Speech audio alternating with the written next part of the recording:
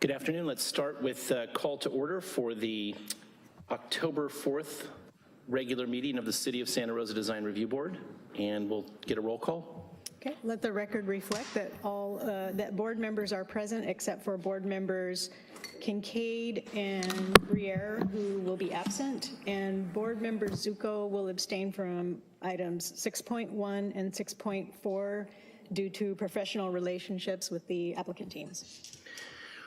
Great. Moving to item 2, minutes, 2 sets of minutes. July 19th, this one's hanging on because of lack of quorums and groups that were, individuals that were there. Is that right? No, I don't think that's the one. Okay, we got through that one? Okay. Any comments on July 19th before they are entered into the record?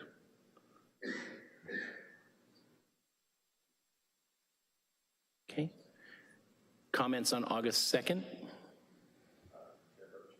Chair Birch, I have a comment on March 2nd, or sorry, August 2nd.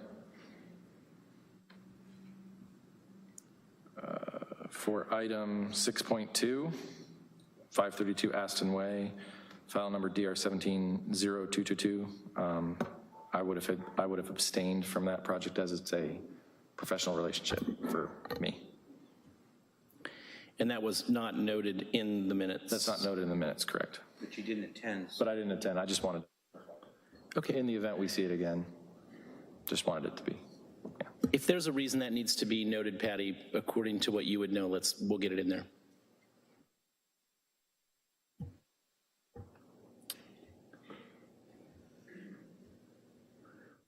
I wanted to make one note on 6.2 as well. It says the building will measure 2 to 3 stories in height, which is kind of a nice flex comment. There were no comments when I was attending to restrict it either way. But, so that stands as a note. But I just haven't seen that before, so it was clever. On which item? It was 6.2, the Aston Way project that Drew commented on. Right in the middle of it, it said one building would measure 2 to 3 stories in height, which is a little vague, but it's the comments in general manifest that there were no comments about building count or density, and the project complies with building height per zone. So I think it can just be ignored. If someone wants to have options of how many stories their buildings are, it's just noted there, but. Okay. So no change though? No change. Okay. No.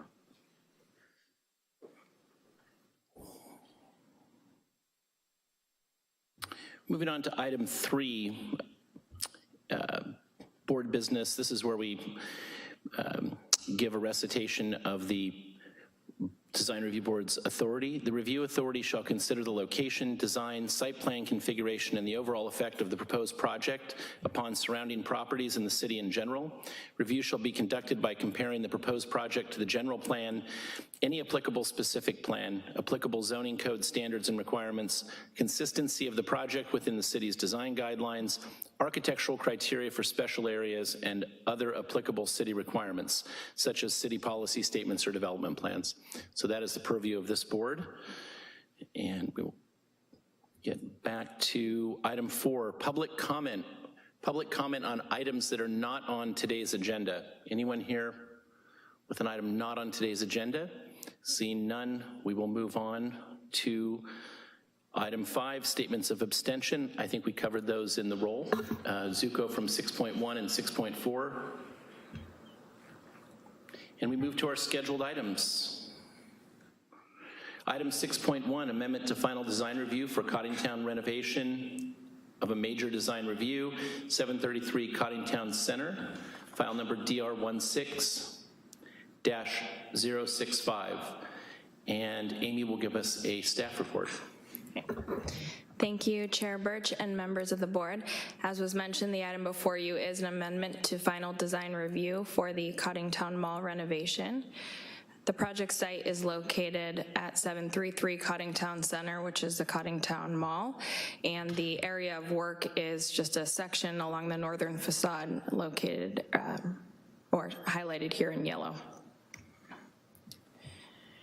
Final design review was granted for this project in April of 2017, and it consisted of the replacement of about 2,300 square feet of storefront with 4 distinct tenant spaces.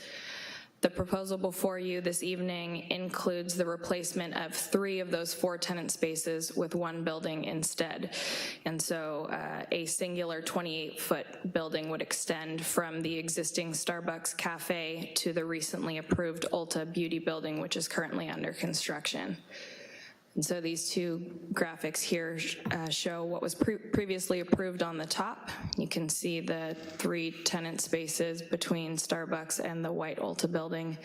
And the proposal now is for 1 Old Navy building to go in that same location. The project site is designated for retail and business services under the general plan and has a zoning district of general commercial with a station area overlay. Staff has found that the revised proposal is consistent with the development standards listed in both general commercial and station area tables, which include that 80% of the storefront be of glazing, and as you can see from this graphic, the entire first floor essentially of that Old Navy building is of windows. Staff has found that the project meets a number of the city's design guidelines in that the proposed building utilizes different materials and colors to provide visual interest, and the building includes rectangular architectural forms which complement the existing buildings located on the northern facade of the mall. In addition, the proposed tenant space provides a distinct sense of entry. The proposal has been reviewed in concert with the California Environmental Quality Act and qualifies for a Class 2 exemption in that it consists of the reconstruction of an existing structure with one of substantially the same purpose and size. No new public comments have been received since the close of the Design Review Board meeting where final design review was granted, and the only new conditions of approval have been 3 standard conditions from our fire department. So with that, the Planning and Economic Development Department recommends that the Design Review Board approve an amendment to final design review for the Cottingtown Mall renovation project. Thank you, Amy. Any questions for staff before we move to an applicant presentation? Okay. We'll ask the applicant to come to the table. This is going to be a little bit of a new setup for us. We're trying to, you guys are the guinea pigs, so we're trying to bring the, we're in the larger room for every meeting now, and we're trying to bring the applicants a little bit closer to have a little bit better dialogue in a design conversation rather than having them work from up at the podiums at the top where we can't actually see them. So if you'd give your name and your relationship to the project. And My name is Bob Moore. I'm the architect of the project.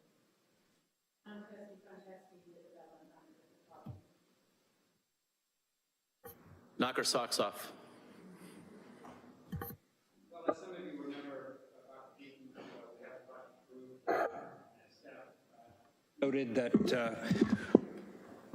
we had 3 vacant spaces that have now become 1 space under the Old Navy design, which will be adjacent to the current Ulta space, which is just about completed, that you'll see there if you go by the site right now.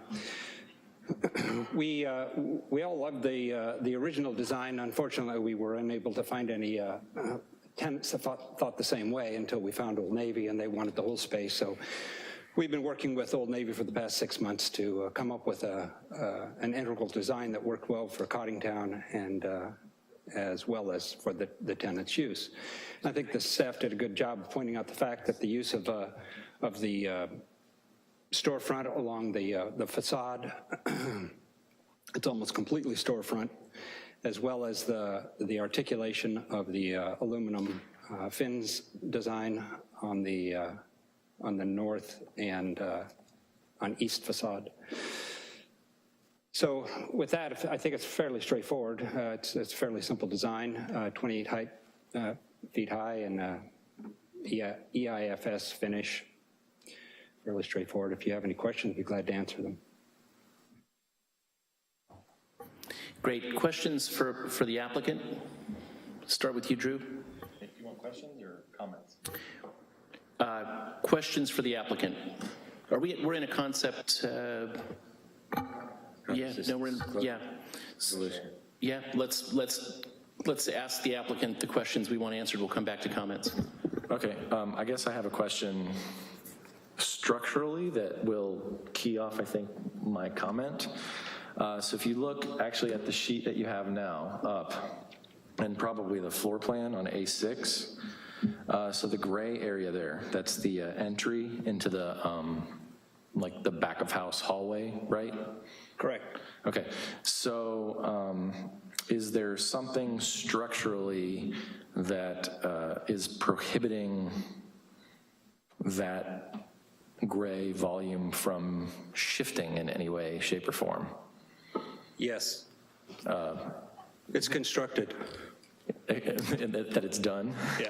But there's nothing, I mean, I guess what I'm asking is I'm assuming that this is probably bar joist with, you know, low-bearing walls or something like that, and it's just the fire hallway there for egress? Yes.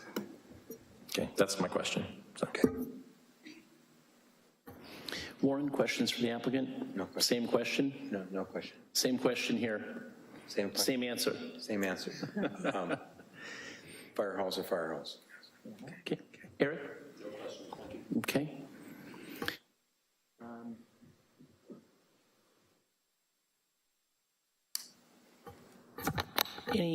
Any comments from the public on this project? We got through that so quickly I had to catch back up. Any comments specifically on this project? You can make a comment up at the podium at the top there.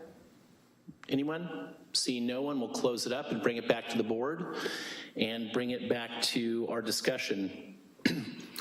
We like to start our discussions with a motion, and then we discuss the motion. We do things by Rosenberg's rules here, a little bit different for a big crowd.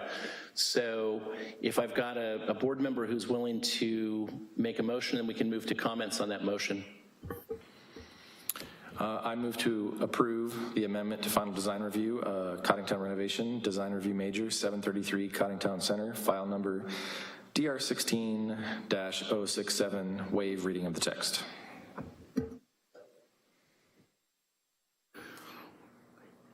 And bring it back to discussion, and we'll start with you, Drew. Okay, let me get the right thing open here. So first of all, Bob, thanks for putting together a nice package. I always like to tell applicants when they put together a good package, so thank you for putting together a good package. Makes it really easy to review what you want to do and give you some feedback.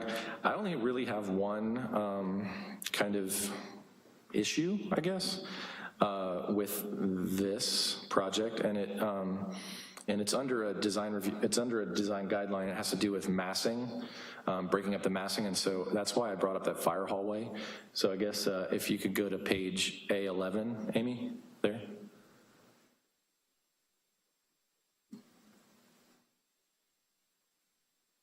Okay, so if you look at the corner of the facade there of the Old Navy, in terms of four-sided architecture and also kind of breaking up the massing, I really feel like that Old Navy parapet kind of vignette needs to turn the corner there, make a turn, and then push the little hallway back, 5-10 feet. That way you're breaking the massing of the Old Navy building from the Ulta building, and you're creating that kind of third side of the four sides, I guess, of the Old Navy facade, and continue the thin design as you have on the side adjacent to Starbucks. So that's my comment and how to solve it. Warren? Well, I'm in agreement on the return of the parapet above. I know that as far as structural lateral and the mass of the building, it's always a little disturbing to have the exact same plane of a wall with the next wall. I'm not so sure 5 feet's a little aggressive. I would be happy with the return of the parapet. I think there's trying to be a stucco texture change, reveals. It's not like a paintbrush is moving from white to gray. There's got to be a sneeze of 1.5 inches or 3 inches or something in between those two planes, because when you're redoing Old Navy, that whole facade, that's a whole scaffolded world where you can, the labor cost of working can't really be marginal. But my comments are, I agree with Drew on the return, a good 5 feet of return on the parapet. As far as the fire corridor mass, I'm open to seeing it have some shift.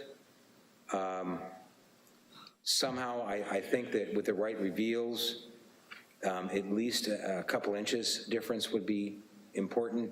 I'll leave it on the table about more. Eric. Looks good to me. No comments.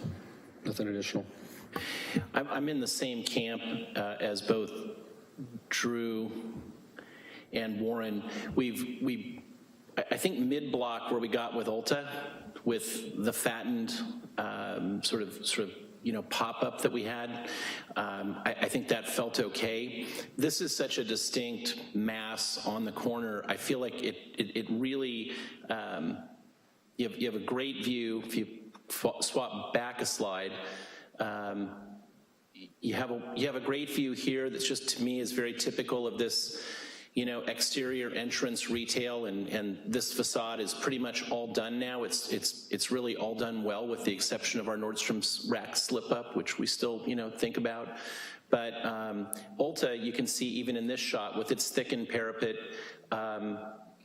it looks good as an inline tenant there. But flipping back now one more time to this slide, I feel 100% same as Drew and Warren, that parapet needs to return, and whatever we could do to make some gesture toward that neutral column. It's almost an exterior neutral column, just setting back a bit, somewhere between 2 inches and 5 feet, would be really important to having this really work. So it's really my only comment. I like everything else about it. I think relative to how this northern facade of the mall has turned out, and all the pieces that have fallen together, having Old Navy back and having their brand big and bold so that we know this is retail center and sort of not hidden in some wonky architecture with signs on the front, I think it's wonderful, but we do need to make this one correction. So not sure, we'll come back, is going to be the single condition or 2 conditions to return the parapet wall and bring that space between back. I don't know if you have a comment before we move to entering this into the record. Yeah, just a little background. We've been trying, we had Old Navy at the mall before, and we've been trying to get them back for a long time now. We got the opportunity this year once Cotting was in full possession of the mall again. So, this is something that we've worked really hard on. We, as you all know, are really concerned about the architecture, and we feel that the north side architecture is really starting to take shape. Old Navy and Ulta both have their very defined brands, as we've talked about here before, and the 2 stores next to each other were a bit of a challenge for us architecturally. However, we feel that with the aluminium fins that we've really kind of boarded out a little bit, and that we're trying to give that definition. We can certainly look at bringing the parapet back slightly, and we'll look at that corridor as well. We did try a few different designs with that corridor, and we felt that this was the most appropriate one. The others really made it look like we were trying too hard to make that break. So if it would be pleasing to the board, we could certainly work within those parameters and maybe bring something back to staff, if it would be possible to defer it to staff. We're working with Old Navy on a pretty tight schedule, and they are hoping to open. They have certain openings throughout the year, they're hoping to open by October of next year or earlier if possible. So we really would like to keep this moving along. Yeah, I think that if we can come up with a couple of conditions, a condition for each the parapet and the fire hall to give staff some direction, it feels like something that can be deferred to staff for sure. So. Location, it's there. Yeah, we cannot change, the location of the corridor is there, that is fixed, it is existing, and it's used for egress for other tenants inside the mall as well. It's a It requirement. wasn't the intent to change the location, it's just, if you Talk look at about the, popping out Old Navy a little bit, yeah. well, if you look at with the fire code, as far as egress and ingress, the height of that corridor isn't so much a code issue. You could actually take the lid, your canopy lid, just above the canopy lid, that potentially could be shoved back, or, and that way your corridor is intact. The fire marshal's fine because, you know, Bob, if you have a 10-foot high corridor or 12, you don't have to have a 40-foot high corridor. No, are you talking about reducing the height of the parapet above the corridor? No. The parapet height stays, the color stays. It was just the idea that the corridor proper is intact where it is. I think the height, I would imagine the height of your canopy is like 11 feet. I'm small on it. Is that, what's the? The height of the awning over the doors? Yeah. Yeah, that's probably only 7 feet. Because the doors are 7s.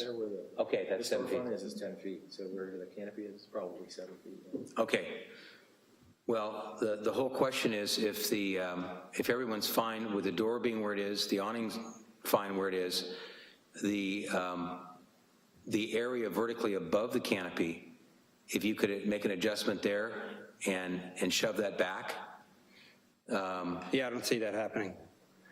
That's a structural, that's all that structural Steel. cost there. This whole building works as one Yeah, structural okay, unit. So you're not going to offset that facade. Okay. That's not in the cards. And it's there. Yeah. It's built. So, I mean, you could tear it down, I suppose, Yeah. if you had all the money in the world, but that's really not feasible. But I hear what you're saying as far as the offset between the two facades. That makes some sense to me, and I think that you could probably easily do that with either framing, a combination of framing and exterior insulation. Well, that's why I brought up, I was the 2-inch So guy. a couple inches, Yeah. that's doable. And so then also creating a reglet neutral pier between the two, that also makes sense to me. But changing the structure of that's, no. There, no blow torches, no hacksaws, just stucco and paint, okay? But we can improve it a bit, within your guidelines, I believe. I think we can Okay. do something. All right. Absolutely. I'm just working on two conditions here. First condition, and you guys weigh in here, shall add return to western parapet edge of at least 5 feet, return to match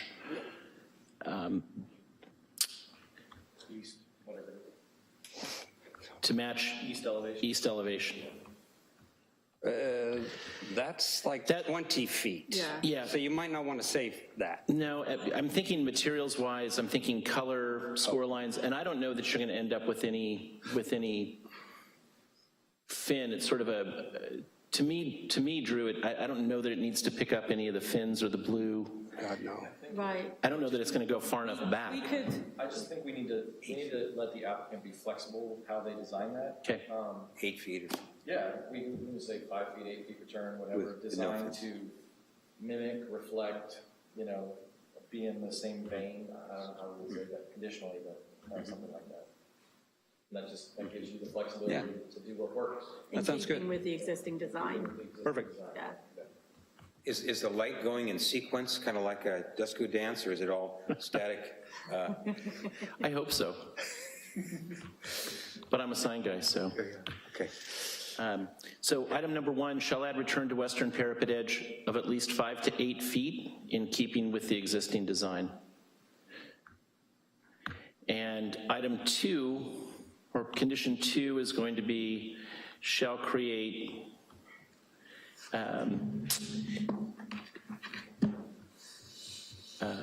dimensional,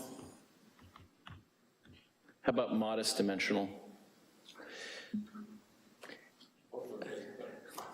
What if we, Just what say if we, plane shift. yeah, what if we give you a minimum dimension plane shift and say minimum plane shift between Old Navy facade, fire hallway facade, and alt facade of 2 inches? Yeah, Does that that's seem great. reasonable? Yeah, we can work with that. Yeah, absolutely. It's a beautiful, bright white color that every 16 months will probably need repainting. It says distant gray, but it's, Shall create minimum dimensional plane shift of 2 inches between project facade and adjacent facades. Any questions or anything additional on those for the applicant? No, I think we've got it. Okay, and We appreciate the comments as well. We think it will add to it. item 3 would be, or is it the motion makers, do they deferring final to staff? Or do we make that a condition? Well, this is final design review, so. Oh, this is, right, we're sorry. You're just, those conditions will be implemented by implemented. staff. Great. Any further discussion? Patty, can we get a roll call? make a motion on a motion. Oh, right. We haven't been here in 2 months. I know. I'd like to make a motion amending your motion with the Conditions. disregard conditions. Yeah.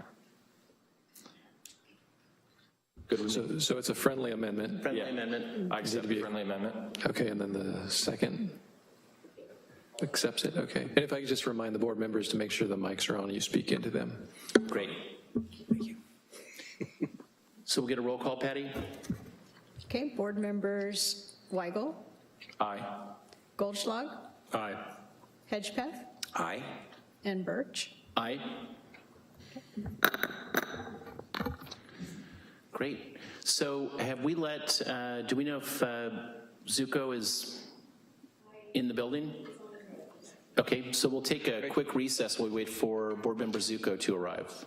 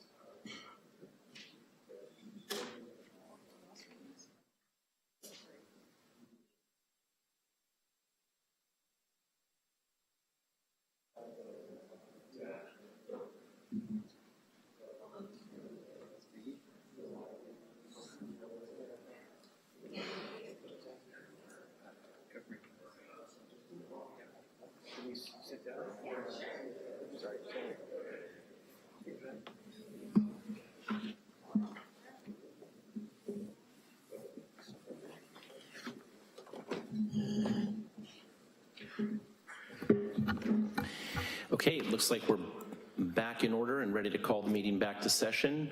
Item 6.2, concept design review for 420 Mendocino Avenue, file number DR18-038, and we'll get a staff report from Amy.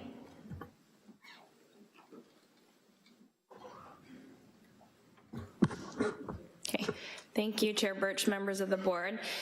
The item before you is concept design review for 420 Mendocino. The proposal before you is an 85-foot tall building. Well, that's kind of its highest point. It consists of 104 studio 1 and 2 bedroom units, 5 of which are proposed as flex space units, so those can either be residential or commercial spaces, in addition to a ground floor commercial space and an amenity area.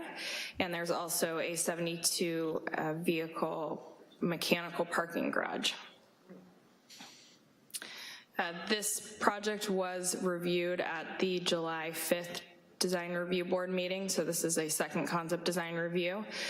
At the time, the board gave a lot of positive feedback regarding the materials and architecture proposed and discussed the potential to perhaps widen the sidewalks along Riley Street and discuss the internal pathways.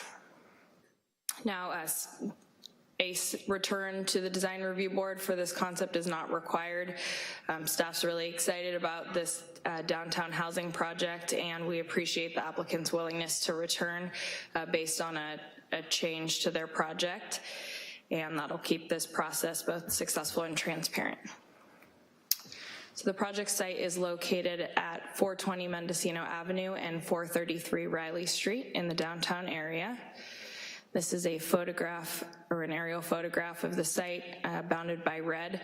And so the big change from the previous review is that the property on the corner of 5th and Riley Street is no longer included in the proposal. So the site is currently developed with one building, which is 420 Mendocino, and as you can see, the rest is a surface parking lot. Project site is designated for retail and business services and is zoned downtown commercial within the station area. I just have two renderings here. This one, which shows the overall massing as viewed from above, and this is the elevation along Mendocino Avenue with the existing buildings on either side shown as well. So that concludes my brief presentation. I can answer any questions, and then the applicant is here as well to make a presentation. Great, so just to clarify, and there may be other questions from the board, but this is a concept review that goes straight to the zoning administrator for the public action. We've seen the project once, there was a modest change. Applicant has been willing to bring it back to make sure that we keep a good keep a good flow of information with the design review board, and you guys are on to the zoning administrator next week, I believe, correct?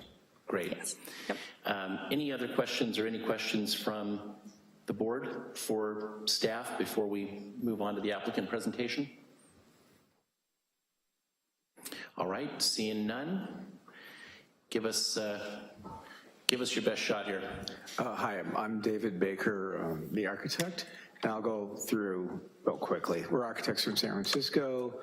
We do architecture, we do housing, we do hospitality, we do some interiors, we build furniture, and we do some temporary kind of phase 0 stuff. This is the site, smaller, and this is the building in question, which would be removed, and the very nice building, which will stay. This is the view on Riley Street. And we are no longer, this is 5th, which we do not go to. It's a great site. Except the transit not so good though, right? But it's good for walking. We are proposing a 0.7 parking ratio and a 1-to-1 plus, we'll probably go over it a little bit, bike parking ratio. It's 7 stories, 85 foot, and it comes out at 217 dwelling units per acre. So 104 units total, including the 5 flex units.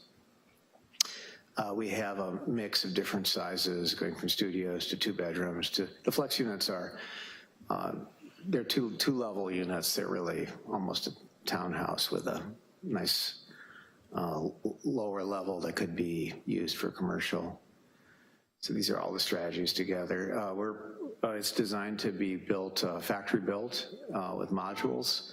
The modules, being trucked in and placed. We divided into multiple buildings because it's, to fit better with the grain of the neighborhood. And then we did a little bit of carving to make light and air and some variety. And then we have some articulation responding to the orientation at different elevations of sunshades. I have quite a bit of 12 kilowatt, potential for a 12 kilowatt solar system.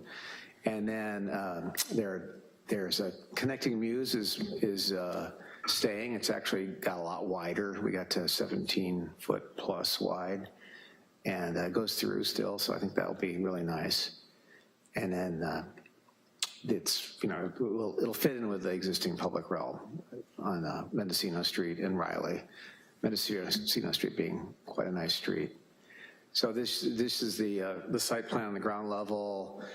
There's the wider muse, and then with flex units off it. And also it continues to have, the ground level is type 1, and it's high enough to accept a triple stacker tandem parking garage. I just parked in one actually because I'm visiting Harmon House, which it's almost finished but being used. We're going to get the front door in any day now in Healdsburg. So this shows the layout of the units. It's designed to, this is basically all factory built on these levels. It's wood frame, type 3. And then there's a roof terrace on the top, which will be really nice. We'll have an outdoor kitchen. This shows that rendering you saw before. And this is the view from Mendocino. This shows what that would look like sort of if you were driving or riding your bicycle by. That's looking down that passageway, which will allow you to go all the way through, and allows us to set back from that really nice historic building, which is, I think, good architecturally, and also is good in terms of constructability. Also makes a really nice, intimate space. This is the Riley Street side. You see the flex units and closer, and then the garage does come to the surface with some space for rainwater filtration. But we also set this level back a little bit, I think about 3 foot more than it was before, because Riley is quite challenged in terms of its pedestrian realm, or I would say the sidewalks are really narrow. And so that will help, I think. And that shows somebody going in and out of this garage, and with that setback. These are some unit plans that we're proposing. The modular, it's actually quite nice to work with. So these are the 1, the 2, and the studio. I think the studio is going to get changed a little bit. And then this shows the materials we're proposing with the Mendocino facade. We're proposing in probably a rusting steel and a galvanized steel, the two components. And then the base, we really like to do a textured, kind of randomly textured concrete. And then we typically plant a creeping fig on that so that in a few years you can't see it. So that's our presentation. Thank you. Great. Any thing to add just in terms of the changes? I think we understand pretty clearly you lost a building, so you lost a little bit of the project, but it's... Yeah, it's like sort of one-sided now instead of two-sided, and I think this was the original building, and then that lot got added. And so, it's kind of taketh away, giveth and taketh away sort of situation. Great, thank you. Yeah. Any comment from the public? As I've been doing, even this is a preliminary or a concept design review under the new RC, but I'm wanting to make sure that we have an opportunity for the public to speak if there's any comment on this item. Seeing none, we'll come back to the board and we will give questions for the applicant. Drew, we'll start with you. I get the hot Not seat. lawyerly questions, real questions. No, they're real questions. I get the hot seat, man. Again, thank you for bringing a great package. I was here the last time you guys presented. Just great renderings, great floor plans, just great everything. So thank you very, very much. I appreciate it. I just had I guess it's a question on the unit plan, kind of. It's more architectural, and it's probably really not DRB related, but it was more kind of curiosity. Yeah. So is the idea that, like the 2-bedroom corner unit, for instance, is that fully accessible? Is that kind of They're all full. They're supposed to be fully accessible? Okay. Yeah, Just to it's get flexibility for whatever tenant might be in there, kind of, sort of? Well, I think we're actually, required once we have the elevator to make them all accessible. Yeah. So we just do. Okay, yeah. Because as I was looking at it, I was like, wait, that door would work better here, but wait, if it's accessible, no, it's in the right spot. I was kind of wondering that. Yeah, it's we have to make it probably not as nice, but it's accessible. That's the modern world. Okay, and then I guess my last question would be, and I think I know the answer, but I'd just rather, I guess, hear it from you guys. So the south facade that faces 5th Street, Yes. it's quite blank, but I imagine the case for that is because it has to be a firewall because of adjacency to the adjacent building. And Correct. It does have the corridor daylighting on it, so it's broken up into two, yeah, tall, I'm seeing narrow the two chunks, but masses. they're not windows because it's a property line. So the whole point of that is because it's got to be a firewall to the adjacent property and all that stuff, basically. Right. Yeah, And I so don't that doesn't think open any opportunity for fenestration, essentially. you guys don't allow it. Yeah, I that's think what I San thought. Francisco does with lots of sprinkling and stuff, but. Okay, I think that's it. Those are all my questions. Thanks. Warren? I have a question here. On your A5 sheet, you've got this mezzanine, and I'm thinking A5. A5. Oh, yeah, that's yeah. the level where the bikes are on. That's a door to the bike area, and it looks like on your postal world, the word packages. Is that kind of an assembly shuffle space? How are people getting mail in the world here? This is, the current state of the art, which is rapidly changing, but what we recommend now is there are these systems now where instead of having lockers, you have a room, and everybody who lives there basically gets a text, and it says, you've gotten, your Amazon and your milk and eggs or your couch or your whatever has been delivered to the package room. And literally, we're finding people get couches delivered, they order them, you can order them online now, and they come, and there's enough room in there. Yeah. And they get the text, they go up, it has a code, they type it, takes their picture, they go in. So if they do steal or remove somebody else's couch, you know who did it. And it's great. So it's like automated, right? So you no longer have to have that concierge service, and people get a lot. The most recent one we did has coolers in it. And, So if a sofa comes, instead of the sofa being delivered on the street, you having to chase it from walking off, it goes to this room? Does the sofa? Correct. All your, how I don't, that's one of the big quandaries of the modern world is where do people leave packages so people don't steal them? Maybe they don't steal packages in Santa Rosa. That's a big problem in No, San it's Francisco. all the even subdivisions now, there's locked mailboxes since it wasn't just rural, it's urban. Yeah, my tiny question then is the door swing to the package room, if it's going to take double sofas or something, that's not that probably is not totally developed yet. yeah. I think we'll put a 4-foot door in. Is I think what we'll do. And the whole thing about bike storage then is it's similar on your way to and from work, whatever you've got. Bikes happily are firewalled or bulkheaded away from the cars altogether. They're in their own little space, collected, and you come down the elevator, get your bike on the way out. Yeah, we currently have 2 bike rooms. I mean, I know we haven't laid it out perfectly yet, but one is really in the garage and the other is really off of the, second level. So I think so this level, that's probably a open air screen. And this is where you'd put your less good bike, and then your expensive bike, you'd probably put that upstairs.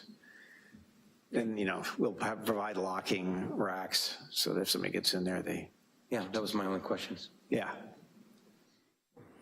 Kevin? Thanks. 2 questions. One, referencing the 4-sided architecture requirement in our design guidelines, and piggybacking on Drew's comment on the south elevation and also the north elevation, there's a lot of the same color there, and I was just wondering if you had given thought to breaking some of that up a little bit as our city gets more vertical and these elevations may become more prominent in the future. You mean the one facing Fifth?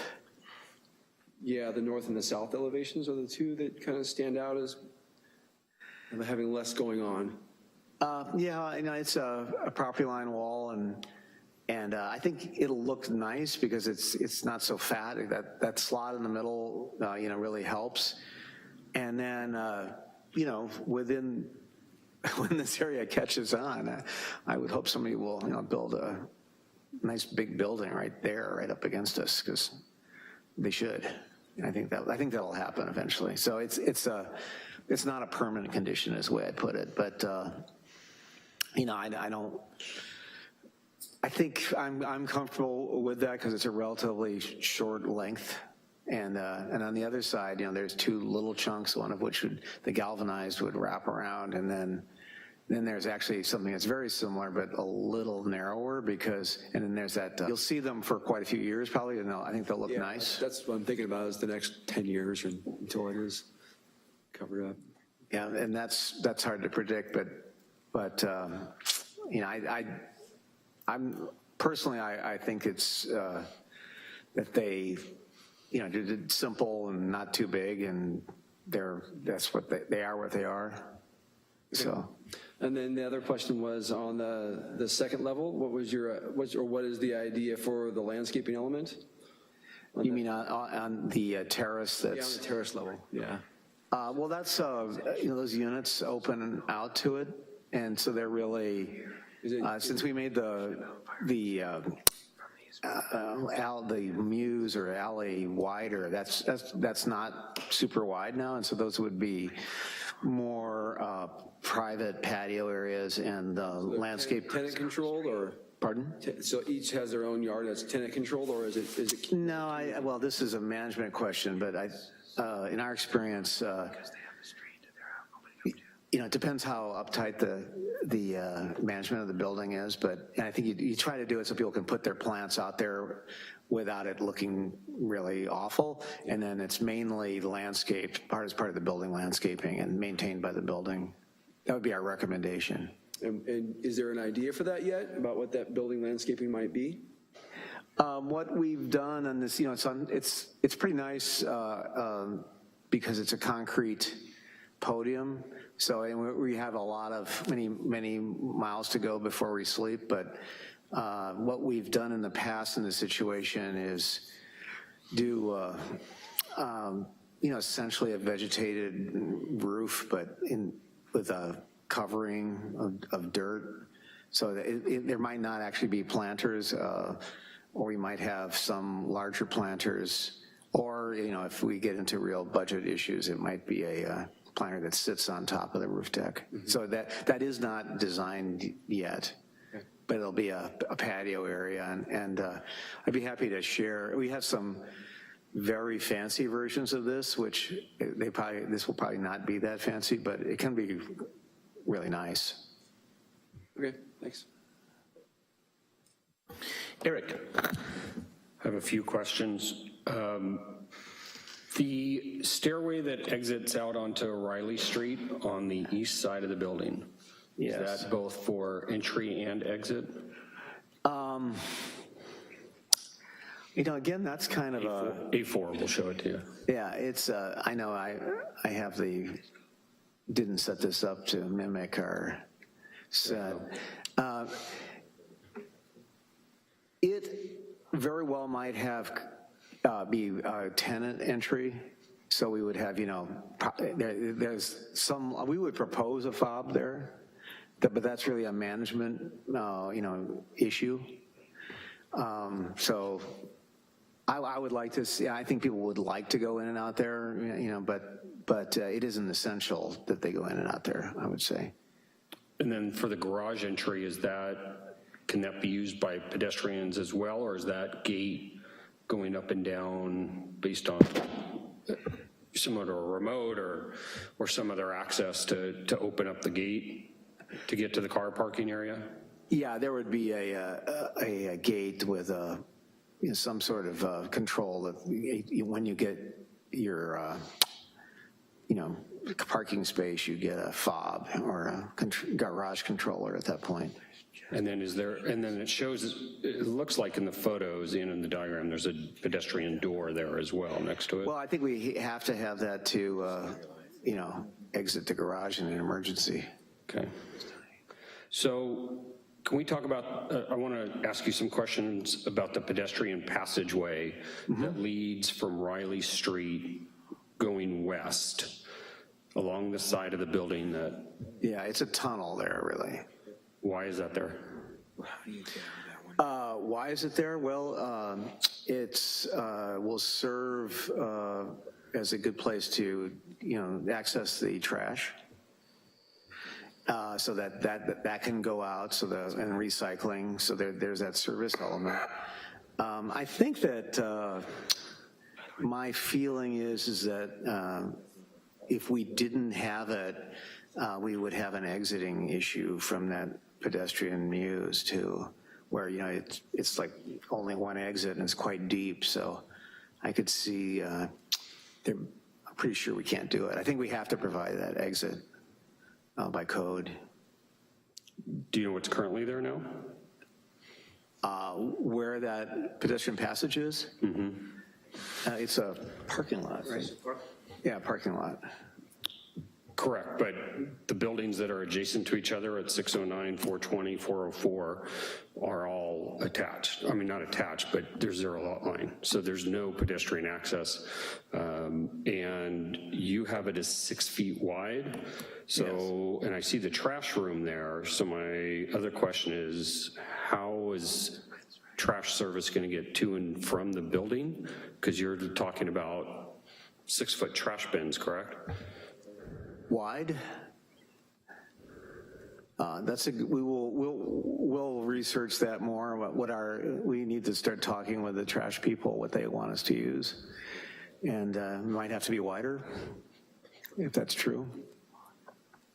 Yeah, I mean, you're talking about 104 units using one trash area, and there's really no access for a truck to get there at all. Yeah, and you have a mechanical parking garage, which I appreciate, but you can't get a truck in through the garage to access the trash area at all, correct? No, it's on the other end. You know, we recommend and typically install a compactor, and I believe often our little dumpsters are, you know, like 3 foot wide that go to the compactor. So and you would push them out manually. And so that's what we do in this city. And there's no grades, so we don't have to have a little tractor or anything, you know, which happens when you have it in the basement, which we like to avoid. There's no basement here, which is good. And you can see the wall there, you know, those other buildings do come to the property line, but they have no openings. Right. So, and then for the interior side, those are all trash chutes going down into that trash room? Right, and you know, again, we have to get with our local trash provider, but we are showing the potential for 3 trash chutes.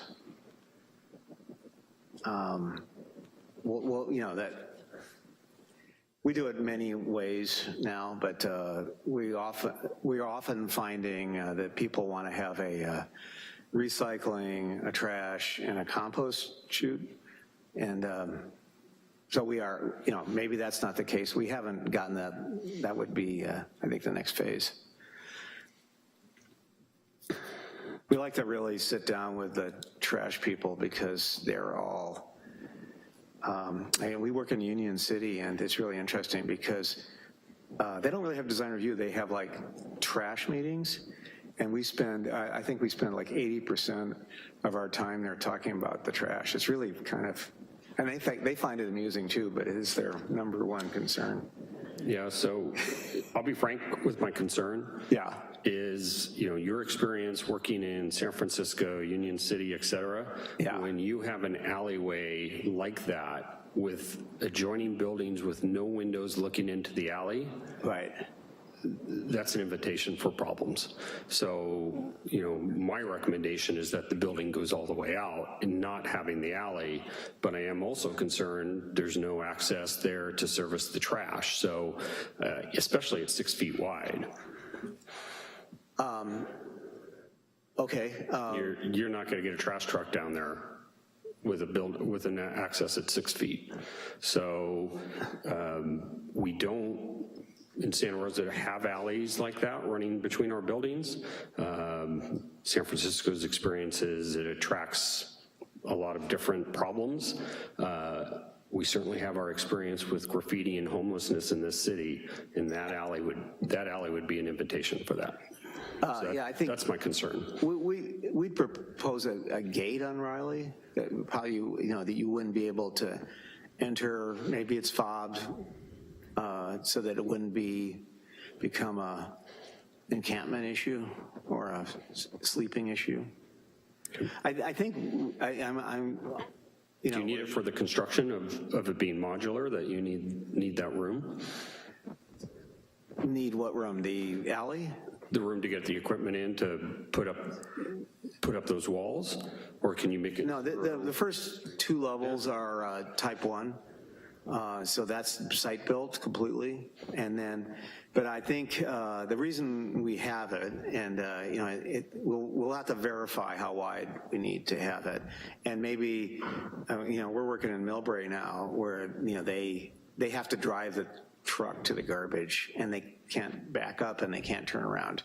So we're aware that every jurisdiction has a different way of doing their trash, but so we'll, we haven't gotten to that point of sitting down and meeting with the trash people yet.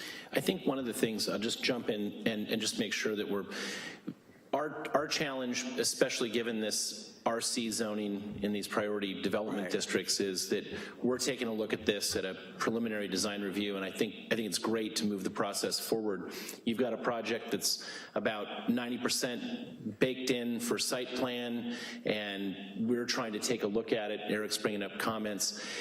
The danger can be that if you find yourself in a situation where trash servicing requires moving some pieces around and an alley disappears, you've got to come back to staff, you've got to come back to Amy and Bill, and there can be a change. So I think, Eric, your comments are well taken, and I think that it's, it really is incumbent on the applicant. We can make the note in this new. And what I'd say, I think that exit corridor from the Muse, I'm pretty sure that needs to be there just from exiting from our Muse. It looks like it does to me as well. That's the dead end corridor. I think maybe the recommendation that there's a gate on Riley Street, and you guys need to work out the trash situation, of course, which is an ever-changing. So world. I think like if we meet with the trash and they go, well, we can't do that. You got to have a door on the street. I think what happens is that flex unit to the left of the stair there's a roll-up door there and the trash goes out. We'd like to not have that happen because we think the flex unit's a lot better than, rolling dumpsters out once in a while. So, but that would be the solution, I think, that would end. So I don't know if we could note that's a possibility, and we'd, have to discuss that'd be one less unit, but it's there's a lot of nitty-gritty stuff here that, that boils to the surface after preliminary design. And if we solved all that now, we'd have to, it'd be onerous on everyone. Yeah, and like I said, I agree with you. Yeah, I mean, I agree with you, but when we're talking about this particular alley, that's not nitty gritty. It's a matter of access, space, if the exit's required. Right. My recommendation is if it's not required, push the building out an additional 6 feet and not have the alley at all, and it provides you with more space. Well, I think that we need to have that exit from our muse, so that's a done deal. And then we could make it wider, or we could not have the trash come out of it. But I think that space there, it really needs to be there, because otherwise we would not have exiting from our little, to access those units. It just, I'm Chair Birch. I wouldn't bet my life on it, but I'm close to betting my life that they would require that.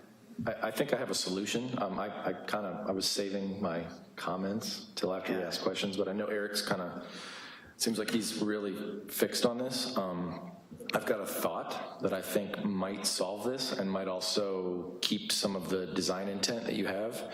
And you may have thought about this already, but maybe not.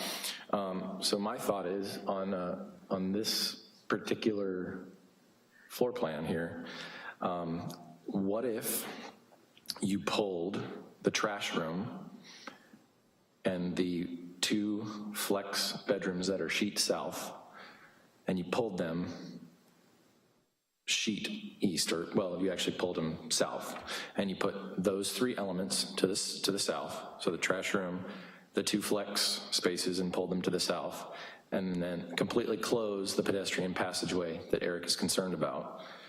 Add an interior corridor inside the building, perhaps, to provide that access, or perhaps it's a parkade or something like that that would work to access from your pedestrian passage out to Riley Street, and then provide access from that 6-foot area, perhaps widen it to 8 or 10, depending on the requirements of recology here in town, to get either a trash truck back there, or if the building is gonna drag, if the building management's gonna drag the cans out, we see that a lot with some of the other restaurants and things downtown, they drag the cans out, so maybe they only need 6 feet to drag cans out, but then provide that as the egress point for just the cans only, and so you have perhaps a somewhat controlled access point, as Eric is concerned. I've got I drew a little diagram on my iPad if you want to look at it, if that'll help. But yeah, I'd be interested in, but as I think, this is, how shall I say, you know what happens to buildings when they go from concept to, What if you pulled this way, so your trash goes up this way, and then create a pedestrian point through there, so you can egress through this, but then maybe if there's a concern about safety. Right, then it becomes an interior corridor. That could provide more access inside the space. That might very well be a way we go.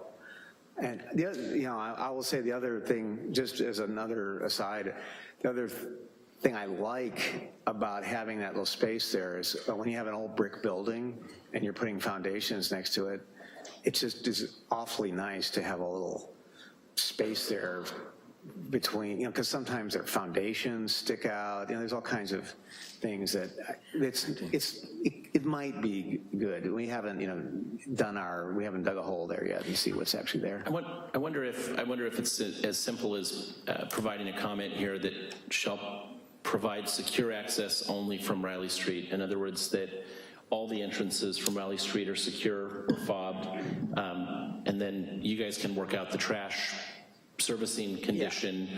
And having discussed it here, it would be a matter of if you can do that without impacting too greatly the floor plan or the exterior appearance of the building. It's something that the ZA and staff could handle. So Chair Birch, if I can just jump in for a quick second. The plans have been in, staff has reviewed these. Staff has also sent these out as a referral package to other departments in the city and also outside agencies, and in this case, Recology. So Recology has reviewed this plan. They did not provide any comments. That typically means they don't have any issues with this. So these points are great as a concept review. We'll all take them under advisement, but I just want to note that a different plan may result in issues with Recology. We know this one has been sent to them and we didn't receive comments. And we would, even though they haven't commented on it, we would meet with them and go over it because, just because they haven't commented, that might mean that, whatever, the guy was on vacation or something, So we don't want to build a building and then have them tell us they can't take the trash out. I want to apologize on one front too. Did fire review the docks? Yeah, so since this one, it is scheduled to go to the zoning administrator next week. That means that it's been fully reviewed and conditioned by all of the relevant city departments. So the one quick question with that on sheet A6, you've got, if you want to turn to sheet A6 real quickly, it shows the upper floors. I'm sorry. Yeah. I was, on sheet A6, you have building 438 Mendocino, which is a low pro building now. If that grows, if building 438 decides to be a 6-8 story building, that interior court you've carved there, you've got egress for all of your units straight out to either Mendo or to Riley. And the question was, you've got about a 1 foot area there, but if fires looked at this, it's only a question. You've got corridor access, but all your other units have their daylight access outside the corridor for their secondary. And I was just curious, should 438 turn into a 7-story building, those internal studios and 1 beds in that pocket, has that all been vetted so that safety and health is in the world? In terms of, well, it's not accessible now, right? So it would just, I don't know if it would be different. It would be, there would be less daylight for those units, but. It's just a fire exit question. If the corridor there is encased, I'm exiting out into the little corridor. I'm trying to squeeze toward Mendo or out toward Riley, and it's. You mean on the second? Yeah, on the upper floors there. So there is no, I mean, the reason for the 1 foot gap is just a battering building drift. Yeah, to not surcharge the next footer over and so forth. You don't want to hit that building next door. It's the moment of the, sure. So it's not access of anything. No. Okay, so the fire department, you have resolved then that exiting out of those bedrooms and that inner court is doable. Just a quick reminder, I want to remind the board that it's my understanding that the floor plans haven't changed from the last time this project came before the board. So it's really just a slight revision that the former Gary Chu's site is no longer part of this project. So just wanted to remind you in that context. And I think that could, we could provide, by making those 2 studios on the ends not as big, we could, give access to that courtyard. So, and when we, sure. Again, they might require that. So I think it's doable. So to go back, I think Chairman Birch's idea is a great idea in regards to maybe gating and fobbing or some sort of current security system for that gate. Yes. And just to put in there, a 4-yard dumpster, which is normal, is 6 feet long, 3 feet wide, and 4 feet tall. So on the 6 feet length side are where the arms for the trash, the trash can goes in, or the dumpster. So with the alley at 6 feet, and you're gonna need at least 8-9 feet to get in there. It's just, my only recommendation is to touch base again with the trash provider, make sure that we're looking for their feedback now, because it doesn't look like that's going to work for them, and which means it's not going to work for the apartment building. So with 109 units, they're going to need a lot of service. So those were my other questions. I just want to confirm, I think we did discuss it last time, and Greg brought it up to me, is that there are laundry units inside, room for stacked laundry machines inside the units, I think. Is that correct? I didn't see any on the plans. I didn't see any laundry room on the plan, sorry. Let me be clear. So in the ones and twos, there's internal washer dryers in all the units. Yeah.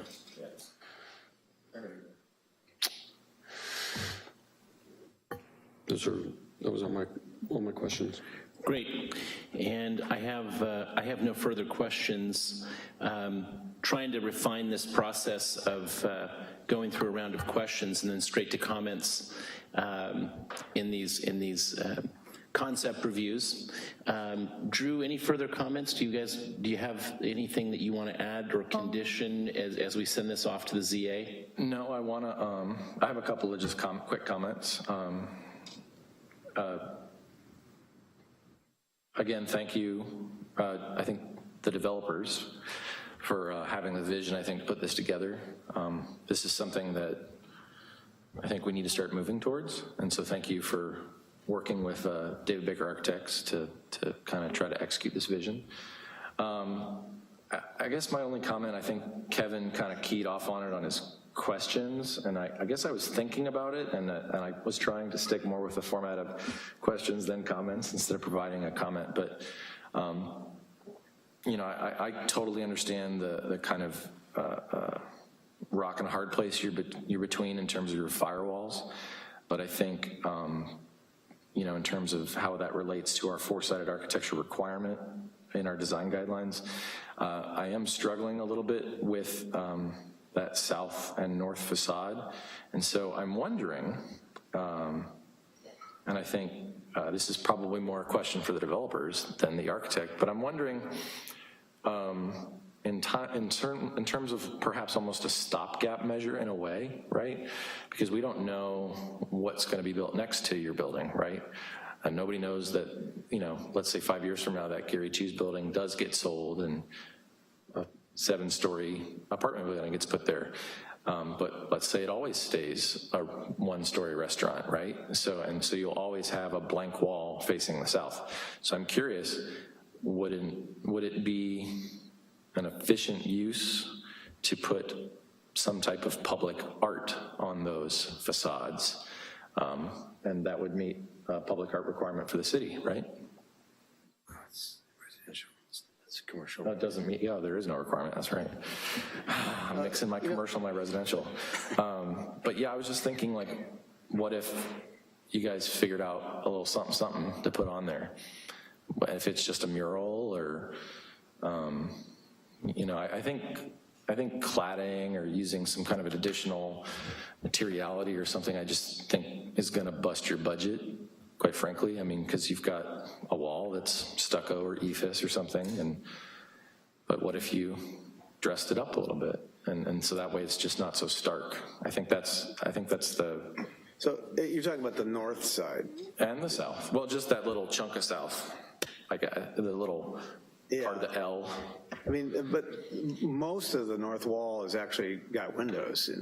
It's set Yeah, back. well, I'm talking about the bump outs of the north. I'm talking about all the things that bump out that are flat, that are against, Right. that are on your 0 lot line. I just think it needs a little bit of something. I'm just wondering if art might be the easy way to solve that. You know, we have painted murals on walls like that, and I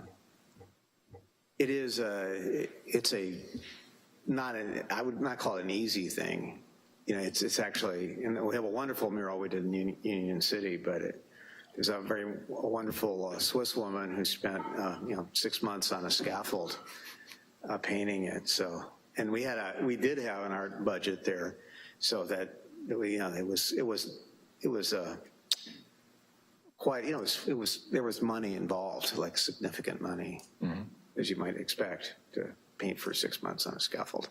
So, you know, I think we can study it more. I think the other thing is, I think that these are quite active and fairly small and thin, and so I think it actually, you know, there's an impulse to put something on it, but I'd like to, you know, I think we could demonstrate that it really actually is going to not look like a giant blank wall because it's quite broken up. I mean, the maximum size of a chunk is 32 feet, you know, and on the north it's 30. Yeah, I think it was just more a question to the developers, like, hey, maybe take a look at it. If it doesn't work out, it doesn't work out. It's just kind of an idea. We're more than willing to take a look at it. Yes. Duly noted. And then, I mean, the materials haven't changed. I was a big fan of the materiality last time. I think I expressed my concern with kind of how does it fit within the fabric of Santa Rosa last time. I think me personally, I love it, but I don't know how other folks are going to take it. But you guys have probably talked to folks, and it's probably not a big deal. And I guess I just want to reiterate the comment I made last time about the affordable housing component. I just have this, I guess I just have this horrible fear about this amazing, beautiful building going into downtown Santa Rosa, and then all of a sudden no one can live there. And I know I guess that's part of, our responsibility in a way, in terms of public safety and well-being as part of the purview of this board. So that would be my last comment. But otherwise, great project, guys. I love it. I can't wait to see it when I walk down 5th Street, because I work downtown. So please get her done, as they say. Thank you very much. Thanks. Warren? Yeah, I wanted to thank Dave and the team. It is really a wonderful building. I think the vibrancy or vigor of it, it's sculpted, scaled, extracted, as you said. Over decades of time, you can go back to any film noir or be back in the city of the 1930s. None of us were really born then, but all these firewall separations create blank walls. Sometimes there's giant Coca-Cola signs, and that's not in the ordinance, but I really think that the walls are stealth enough. You can't really cover them in ficus because it's a lot to maintain. The cladding is well executed where it is in the street. I don't have a personal problem with letting the building just have this repose, this restraint. Less is more. I think it's going to start to lose its truth if it's giddied up too much. That's my feeling. The board here, our purview isn't really land use policy. I know that the whole thing about the city and heights in various buildings, when you have affordability, you have concessions to grow height. The next week you'll have those conversations. It's not really our purview, but if you exceed heights anywhere in town that are code, typically you get concessions for height increase with in lieu or age restricted. And that's really something you'll encounter next week in your discussion. I like the project a lot. I think it's really wonderful, really needed. I've always been perplexed as we stack. I've done some modular, as you stack these cigar boxes on top of each other, as the drift looks, that we have new exciting heights and that it all sleeves together and sways in earthquakes. But I marvel as we continue to stack taller that there isn't a seismic truth to all that. So there's a lot of structure in there. Yeah, there's a lot of threaded bolts, a lot of structure. Yeah. Thank you. Yeah, thanks. Eric, any last comments? Yeah, I don't want to be taken the wrong way. I do like the project. I liked it before as well. I think it's great that we're looking at these types of multi-unit complexes downtown. I, just express the two the two concerns I had, my focus, as the board can tell, has a tendency to be more on public safety and a little more on function rather than from the end user rather than the developer, so and the architect. So I like the project. I am concerned about the two things, and I'll try and work on questions and then comments and separating those.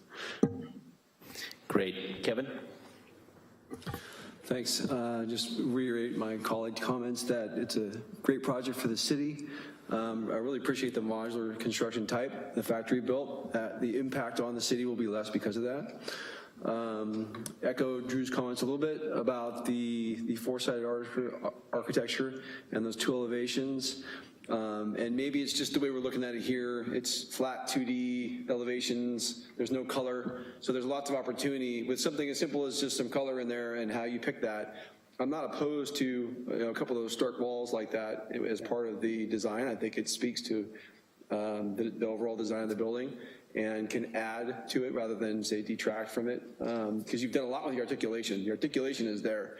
So if there's just maybe some different colorization as part of it, then I think that would certainly tackle my concerns. And then really just don't give up on the landscaping part of it. I know that it's all to be designed, to let that be a part of what's also celebrated about the project. Thank you, Kevin. Yeah, I share the comments from everybody. Of course, everyone involved in the city and interested in seeing housing downtown and density. This is a great project. Same comment that I made the last time.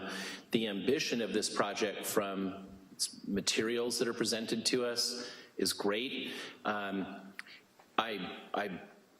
hope and really hope that these pieces can come together and that these fins can remain as metal fins rather than become 6-inch deep stucco bump outs that are painted on the front. I really would love to see this project built as it's represented here. I think that it would be a big win for Santa Rosa. Me too.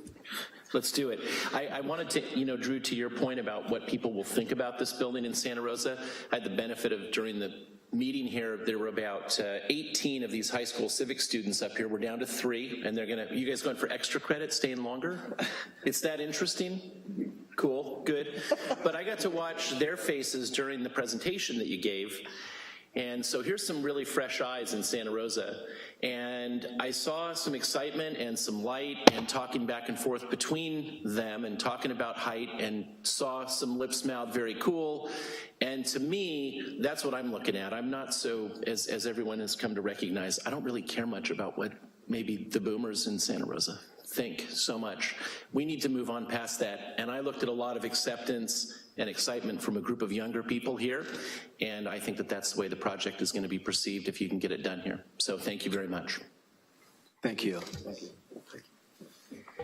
All right, we'll take a quick minute and move to 6.3. Get the applicant team down here at the podium so that they can speak. We'll take a 3-minute break. We'll recess for 3 minutes. Thank you. Thank you, guys.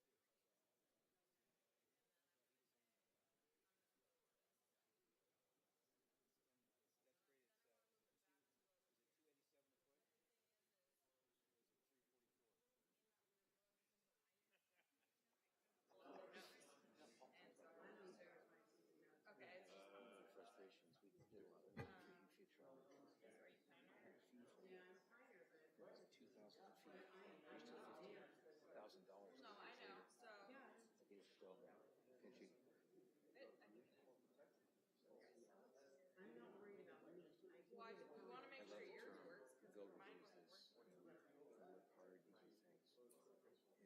And then you go to you. It's not in college level, but the same, just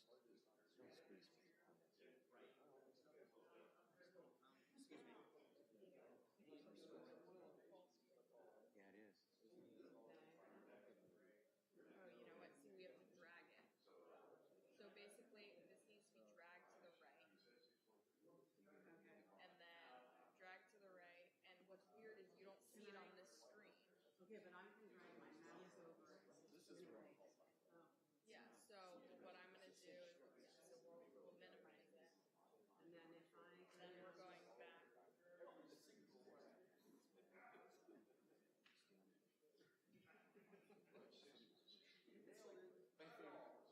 Okay, there it is. So now we're back. No, they are. We just have to do dual screen. No, they're not. Well, it works. Yeah. Okay, so you can go through yours, when you close out of yours, then you'll open this, and then just make sure that you move. When you don't see the map, you're not seeing the same thing, so move it to the right, and then view and full screen or whatever. Yes.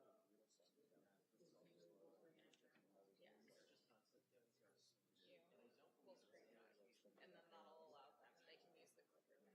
Okay. So just move to the right. Okay, best of luck. It's on. Take that seat, because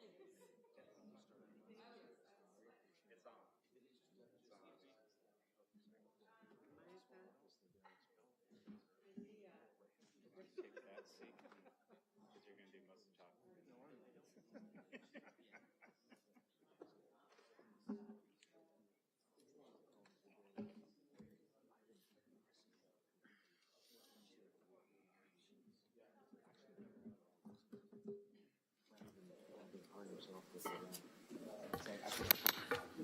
All right, item 6.3, calling the meeting back to order, concept design review for the Piner Road Assisted Living Facility, file number DR18-055.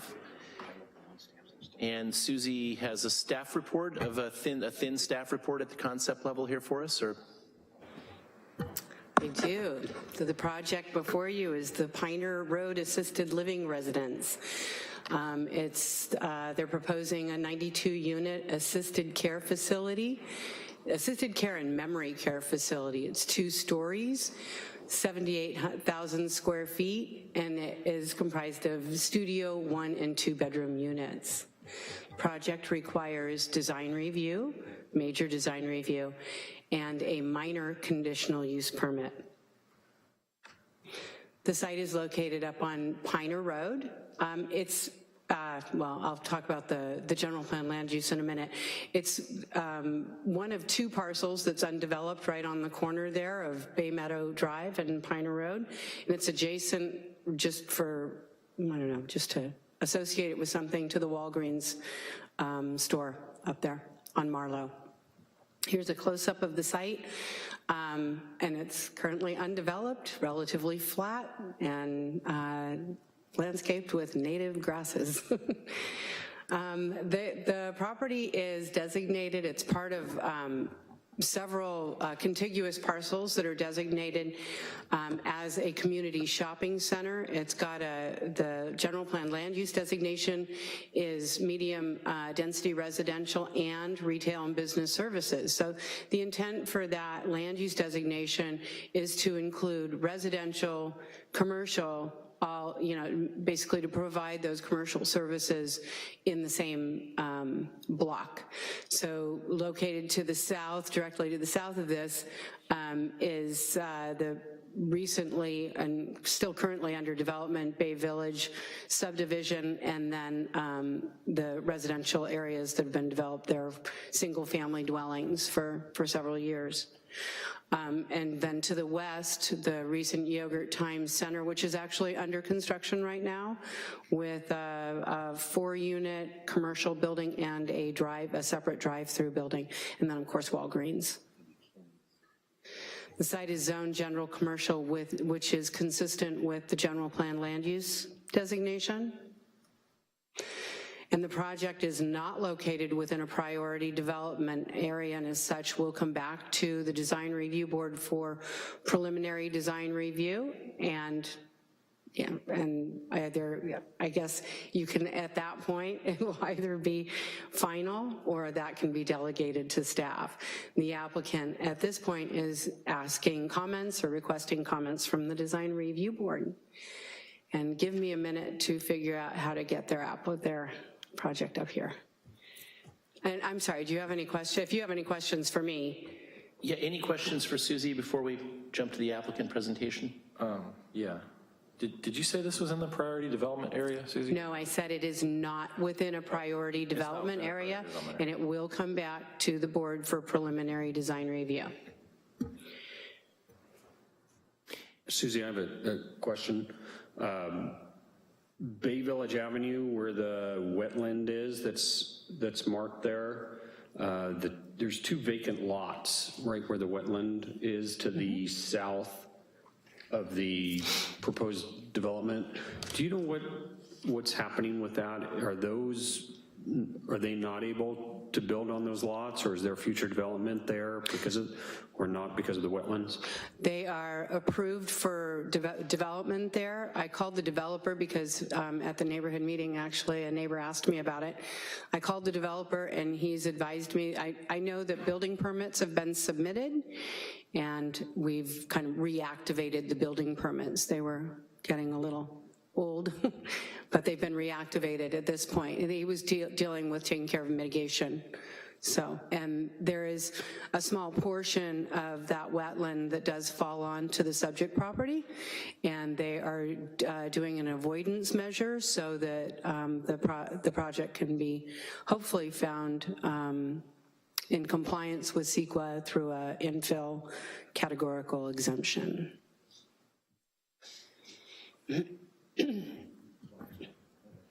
Go ahead, Drew. Sorry, this may be off topic, but I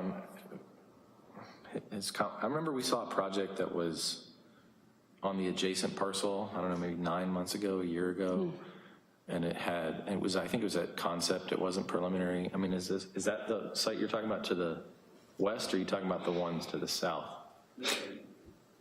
It's the residence directly to the south. Oh, okay, yeah. So because I remember there was some CTS or wetlands or something on the property to the west, but that's not what we're talking about. That's why I got confused. I'm sorry. All right. Okay. We'll look for a presentation from the applicant and its concept design review. Give us the presentation. We're trying to bring you guys in a little closer here so we can have some back and forth and discussion. And so we'll butt in, you guys answer back. It's not the public hearing end of the world yet for next time. But if you'd introduce yourself and your relationship to the project as you start, that would be great. Okay. All right, well, let me start by saying good evening, and thank you for looking at our project here. My name is Steve Ring, and I represent the developer, and we're the applicant, and I will let my 2 colleagues here introduce themselves, but we have our architect here and our landscape architect. What I'd like to do is talk just a little bit about the piece of property, and I'm glad you're familiar with it, because one of the things that we did see on the property was this little, as the consultant said, degraded, isolated wetland. But from the very beginning, with our design, and the design that you're going to see here tonight has actually had some input from some of the agencies. We had a preliminary meeting, so we've probably gone through at least 2, if not 3 renditions just to get to this point. So some of the things that you will ask, there's some sense to why it's there. So to start with, and I think some of you are familiar with this lot already and the neighborhood, we are just the 2 acres that are adjacent to Walgreens. With the lot comes some old, I don't want to say old, but easements that were put together 20 years ago that gives connectivity rights between our lot and the adjacent Walgreens. I think the concept years ago was that they thought maybe there'd be shopping centers going all the way across the lots or something that would have a connected parking, we'll put it that way. As we've designed this, and you'll see where our parking is located, we've taken that into account with the connectivity because we think this is really important, and I'm gonna have our architect Hilton talk about it. But one of the things that's important to us, as Susie said, this is assisted living and memory care. And our mission, as far as our firm is concerned, and our background is to place these in spots where you have, how do you say, the best of both worlds. We're a commercial use, but at the same time we're residential, so we're always an odd spoon in the drawer. But we like the fact that you do have the retail, especially the Walgreens. Seniors enjoy having a Walgreens right out the front door that can connect them. But also what we've done is we have a path, a little path that connects back to the Bay Village Avenue area. So for our seniors who are ambitious enough to walk, and they want to take a walk, they don't have to necessarily walk down Piner or Marlow. They could walk in the adjacent neighborhood, which is a residential neighborhood. So that's why we like this site a lot. We think it brings in both. You have the retail and the access, and then right across the street on Piner Road happens to be a large complex, which is senior apartments. It's called Orchard West, right over there. So obviously, future residents would always like to be in neighborhoods that they're familiar with, and we're hoping that might be some future residents. So we like the lot and the appeal and the location for a lot of reasons, as I just outlined. This is basically what you have right now. Ryegrass, essentially, is mostly what the lot is. As you can see, there's a walking path there because there's a lack of a sidewalk, but what's been integrated in the design, and we're already working with engineering, is that there will be a taking on our land to expand Piner Road, and we understand that, and essentially where you see that dirt lot will probably almost be about where a sidewalk will be, right in there. They're going to be expanding the road, and that's all already being in consideration, and the agencies are looking at this and talking with our civil engineering. Here's another view. If you look, this is basically looking, on the one slide, you're looking back to the Bay Village homes over there, which would be our southern neighbors. And then the other slide with sort of the greener looking grass was taken at a different time, obviously, is that empty lot that you were referring to next to us. We're not sure what's going to go on there. We did see, it was shared with us, I think, a concept that they had put in about a year ago. It looked like maybe perhaps dense housing. What looked like what might be adjoining us was the back of some homes. It'd be backyards perhaps. So we're designing with the idea that, again, most of our connectivities with Walgreens, we will have it with Piner, we can with the Bay Village, with our path. We just don't really know what's gonna go on there, and it might be many, many years. They do have some issues, I think, with wetlands, which are much, much more serious than our issues, quite frankly. And here you go, you can see looking across, that's the Walgreens you see in the background. And then you'll see there's two residential homes. That's essentially our only residential neighbors. Now, to Susie's point, if the builder's going forward, there will be probably 3 or 4 other residential neighbors that back up to our property. But we were very considerate when we did our design. And I believe from the property line to our building is almost, I believe it's a 75-foot buffer. So we didn't build right up to it. And part of the reason why is the wetlands back there that we're doing an avoidance. We have a large buffer per the consultant that reviewed it. And also you're gonna see there's a nice hammerhead, as the fire department says. They wanted a hammerhead back there so they could access the back side of it. And that's what you're gonna see in our design. And again, like I said, we had some comments from the agencies that we've incorporated, including fire, and that's part of what we have here. So With that said, what I'd like to do at this point, I'm going to turn this over to Hilton, let him introduce himself and his experience.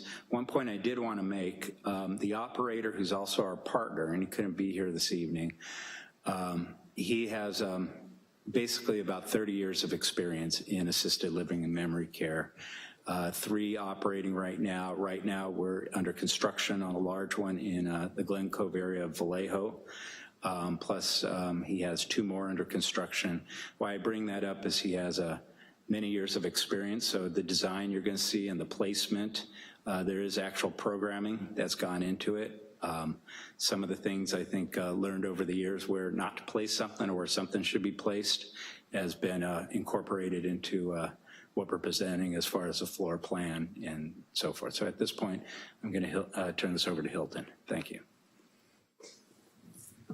Good evening, and my name's Hilton Williams, practicing architect for more years than I would like to admit, from Sacramento, California, and we are working with the operator and partner in the project. Jason Reyes is his name, and in so doing we are involved in other assisted living complexes, and I would share this with you because it in of itself has an important component, and that is it is not only the developer but also the operator. And so being the multitasking individual that he is, wearing more than one hat, he understands the functionality and the programmatic requirements for his residents. And I think if you ever have had your parents or friends of your parents or any loved ones who have lived and resided in these facilities, you begin to understand the importance of the things I share with you. I was reviewing your guidelines and your criteria before we embarked upon the land use plan and the conceptual development, along with the program requirements. And to quote you, your purpose is to result in superior design, and I like those phrases. What is superior design, I think, depends upon each project type, and I would share my impression of superior design in the sense that it not only has a significant functional aspect that's coupled with the aesthetic aspect. And as a result, the building type and the use of this proposal, I think, has certain characteristics, certain elements that make it not institutional or not retail, but makes it residential, makes it a type of hospitality use that creates a sense of place, a sense of being, and a sense of pride for those who will live here and those who will visit here. And that was what we attempted to do in both the planning and the design of the facility. From a functional perspective, we met with the city and reviewed some of the, or I should say some of the city departments, and got input from them that drove the revisions to this land use plan that you're now seeing here. And those were both fire, life, and safety, access from Piner, relationship to the property to the east, Walgreens, fire, life, safety coming in off of Marlowe. The fire department was very helpful in articulating their requirements, and thus you see circulation about the 270 degrees of the building, including the emergency hammerhead access on the south. Taking those requirements and coupling them with the functionality, the number of units that we were asked to try to accommodate, if you will, being the 92 units that we resulted in, which are comprised of both assisted living and memory care. We have 66 assisted living residential units comprised of both studio, 1 bedroom and 2 bedroom. And then the memory care are all studios. And we attempted to create a stratification for the population in that in the memory care, there is a higher level of attendance by the staff that is required. And also, it enables us then to create that division on the second level where you have the blue symbolizing the memory care with the remainder to the north for the assisted living, and then the ground floor would be all assisted living and common areas that support that assisted living. We've created courtyard in the middle, if you will, a donut, a landscape courtyard that allows for both the circulation, the ability for those who care to use it, the families who can go out with their loved ones, with their senior members of their family, and enjoy the outdoors.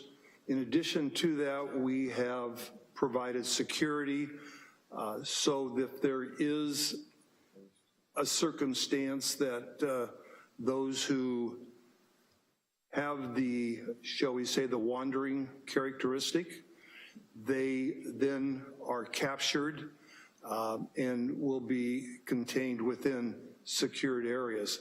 In addition, for those who care to wander and are permitted to wander outside and experience the neighborhood and surroundings, they can do that, and we provided pathways for that purpose.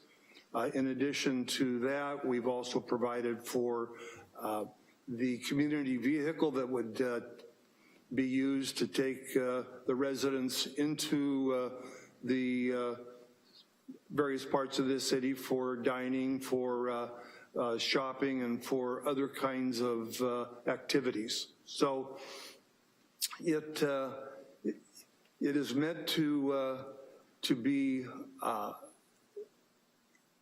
complementary to the adjacent commercial, which would be to your east, and we also moved the building off of the westerly property line, not knowing exactly what development might take place there. We are suspecting maybe it's probably going to be some kind of residential, whether it's multifamily, single family, or something in between. The building itself, I think, as all good architecture will incorporate, and that is having a very strong sense of entry. We've created a porte-cochere, and as my wife says, it isn't porta, it's porte-cochere, so I correct my own self. And the identity to Pioneer, I think, is well established. It says, this is my front door, and this is the entry that really is primary for the building.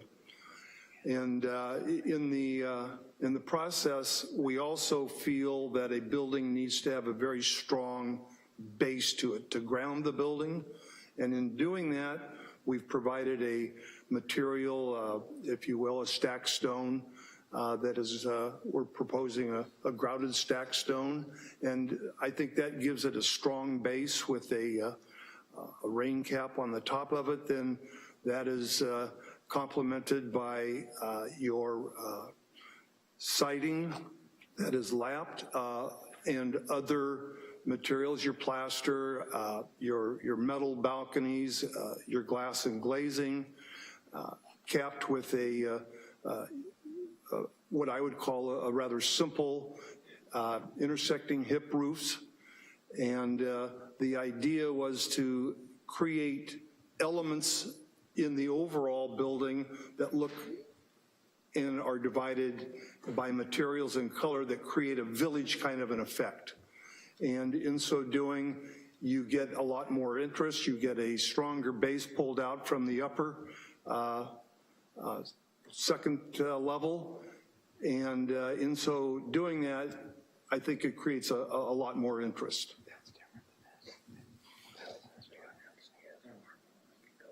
Pardon? Go ahead. No, go ahead. No, I'm not sure what you're... Oh. So I just, for everybody's accused reference, of being a little too formal here.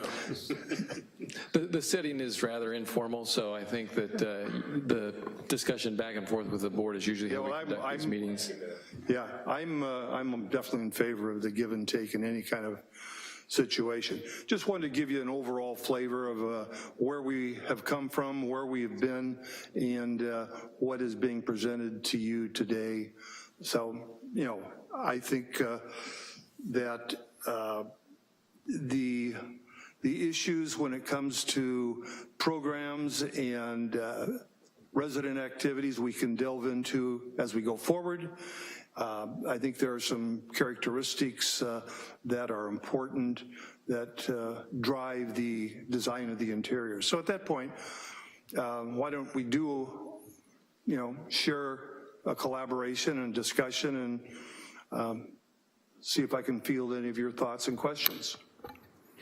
Thank you, and I think that's the presentation was great. Clearly, by looking at the plan, we've seen quite a few of these. The operator knows their game. You guys have designed to it. One thing we're always certain about when we look at these projects is that they're put together by teams who know this project type, and this matches up. You want to give a quick landscape discussion just to sort of fill us in, and then we will jump in. And I think the format when we do run through will be less questions and comments and more question and comment together and give the opportunity to bounce back and forth. But if you want to give us a quick landscape presentation, that would be great. Great. My name is Jesse Markman. I'm a principal at Jet Landscape Architects. We're in Orinda. We've worked on quite a few of these projects. We're working with Fulcrum on another project as well. I think one of the things that Hilton said that really keys in to the site plan is this sense of place, and not just a sense of place to the residents, but also to the staff that are working here and to the family that may be coming here on a regular basis. As Hilton mentioned, one of the important things is this kind of circulation around the site, providing opportunities for staff and residents to walk both around within the interior of the courtyard. The interior of the courtyard has a nice canopy, has some planters on the inside, some of which may be stormwater planters. We can talk about stormwater if you'd like. And then at the south end, you can see the wetland there that we're creating a very strong buffer, keeping both the parking and the vehicular access away from that. I'll mention also there's a path. Is there a little pointer? Going on this screen, sorry, I don't know if you can see this, but the path that was being mentioned is here. So this path comes in from the adjacent neighborhood, and then you can access into the Walgreens. And so that was a really important piece of this as well.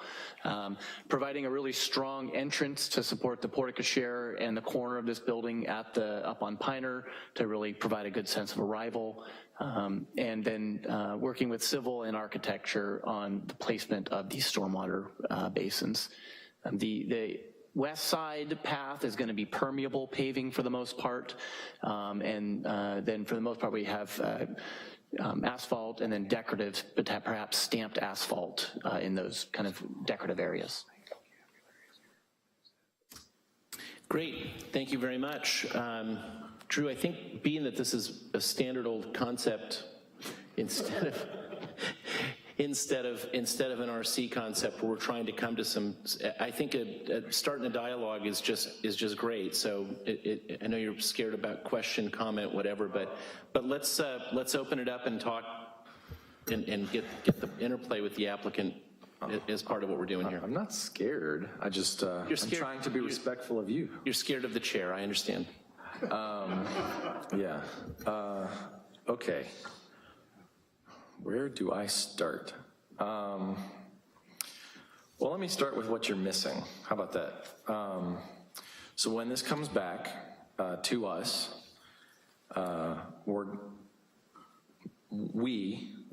and probably just me, actually more than anybody else, I want to see what your trash enclosure looks like. I want to see fencing details, sections. In terms of the planting plan,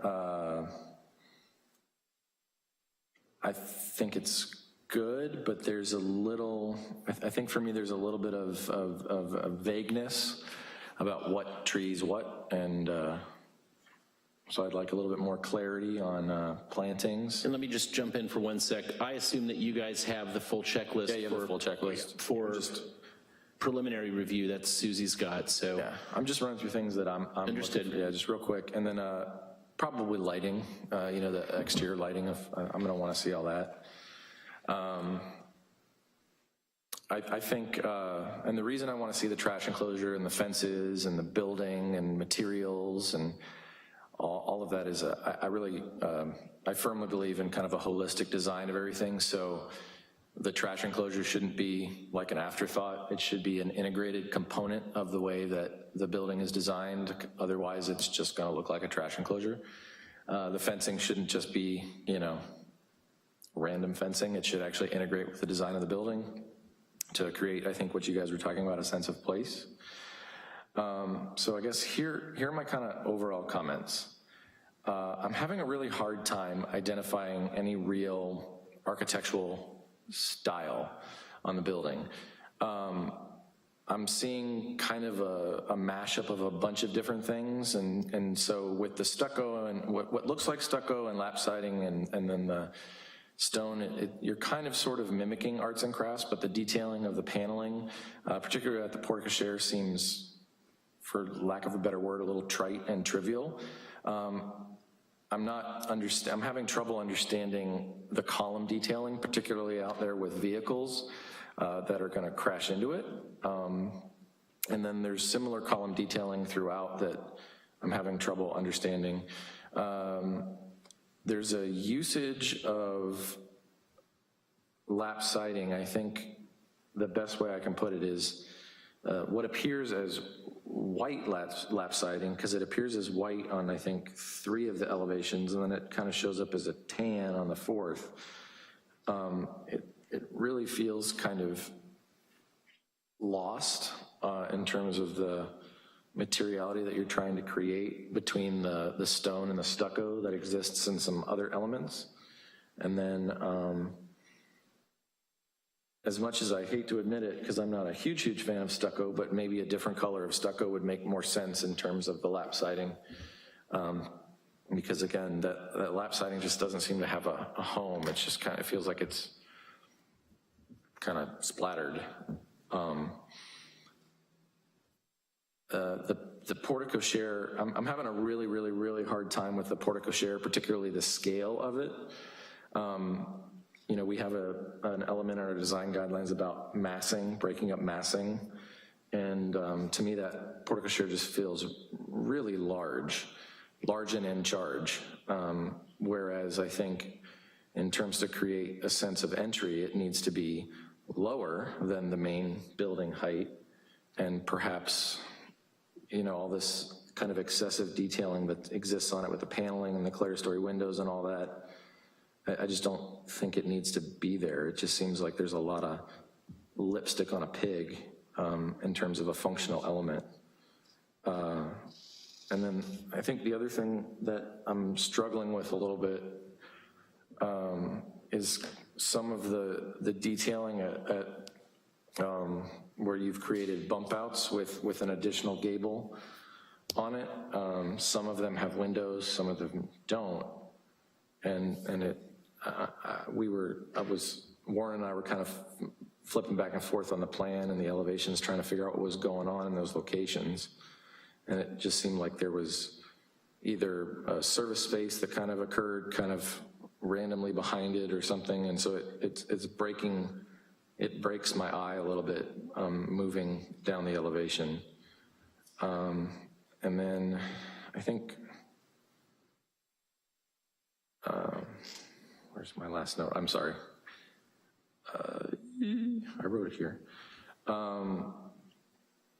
And then I'm trying to figure out where that chimney is coming down. It's showing up on the elevations, but I was digging through the plans. I'm trying to find, is it an elevator shaft? Is it a mechanical shaft? Is it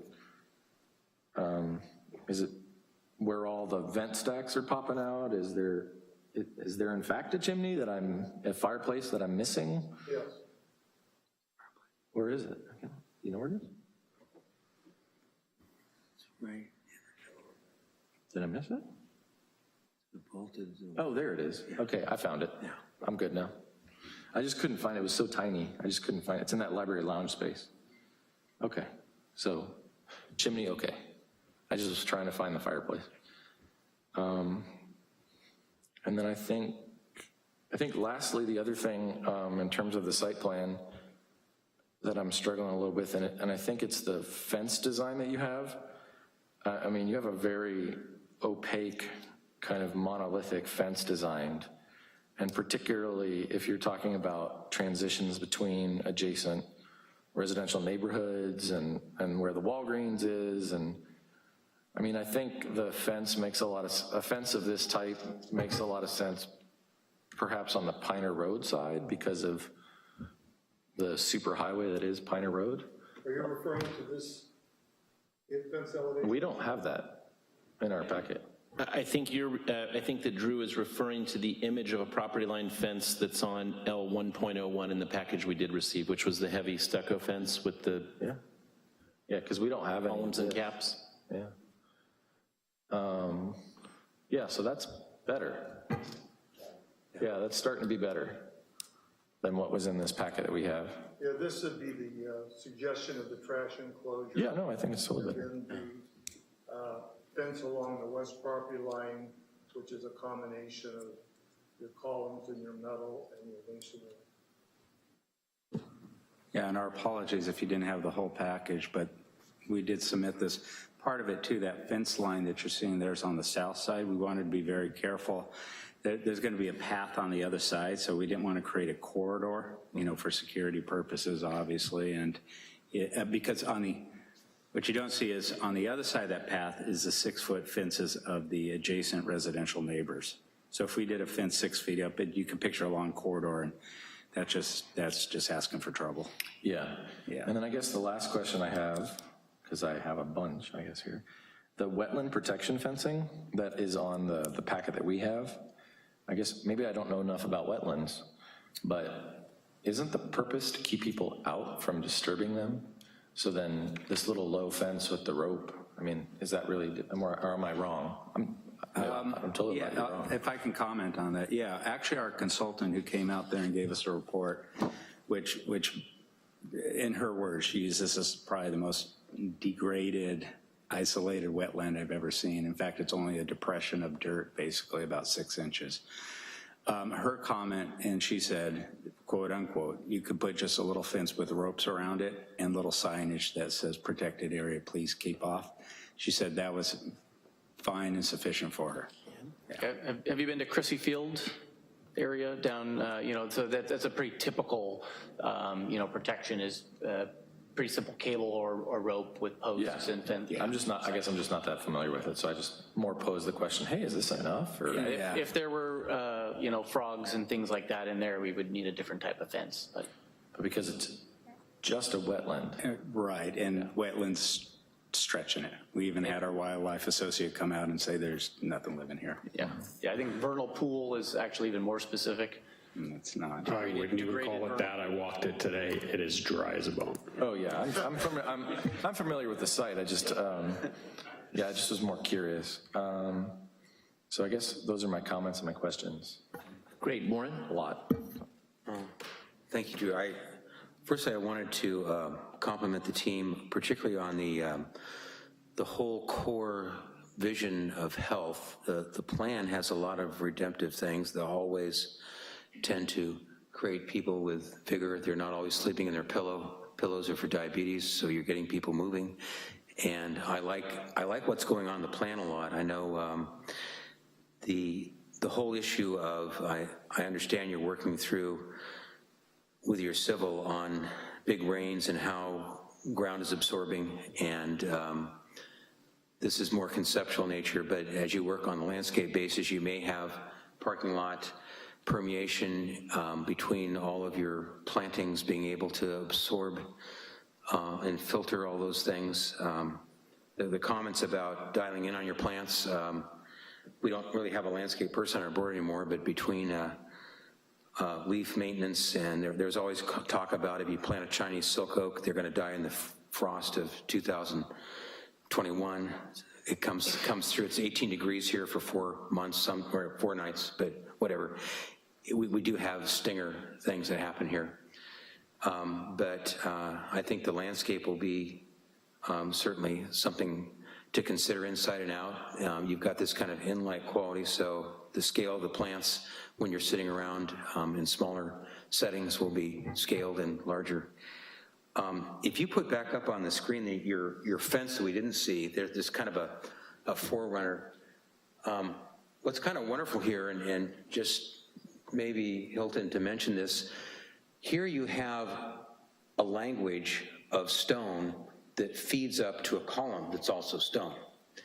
And there's this level of strength, yet kind of permutation. There's kind of a nice rhythm here. And if you go back to your elevation sheets, what's interesting, if we look at the top here, I don't know if this is, okay, here we are. The stonework, is this gonna be actually a cut real stone, or is it cultured? What? It's a stacked stone that will be grouted, but it does come in a panelized form. Okay, so it may be, well, what's interesting here is that, maybe along with Drew's comments, there's rustic architecture and there's formal architecture, and the stonework that you're introducing to the project is a strong language, this stacked stone. It does have its virtues of being maintenance-free. Sometimes maybe you've heard of Pise, which is concrete, or even heavier stucco. You've seen a lot of old buildings in Sacramento where you have that same look, but if it's gonna be a true stacked stone, the idea of how that's worked around columns, to Drew's point, firstly, you had one 3D elevation we hadn't seen where you actually had a foil, I'm gonna call it a frieze, which is you have vertical, it's implied here that either this is a stucco panel or a wood panel, but to Drew's point, I know that you have deliveries around the building where you don't need an 18-wheel stiff back coming through here. And the question of bringing this down some, birds typically have a high mortality when they're flying through glass that's indoor-outdoor, but I'm not really seeing the virtue of glass here as much as I am maybe wood. Think of cedar, because you have other elements. This is either finish, I don't know if you're thinking of using AZEC or like in these little outposts, where are they here? You have these outposts, this element here. This is an outpost of wood. I'm not sure if that's painted wood, treated, or cedar, but looking back at the strength of your fence, if this was stonework, as you come up, it's kind of been, maybe hasn't been completely thought out here as the columns meet this, but if glass disappeared and you had vertical wood that was almost rail-like and the whole form came down, the birds would live because they could fly through it, but I'm just trying to get the vocabulary of what is rustic, what is battered, and what appears to be an architecture that it's mostly plaster. This looks like it's either wood, in some cases, see here, this isn't scored. I think I saw some cases This is either wood siding that has to turn corners, and that's more of a blister, more of an outgrowth. This is solid stucco. So maybe to Drew's point, the colors are, I think, pretty acceptable.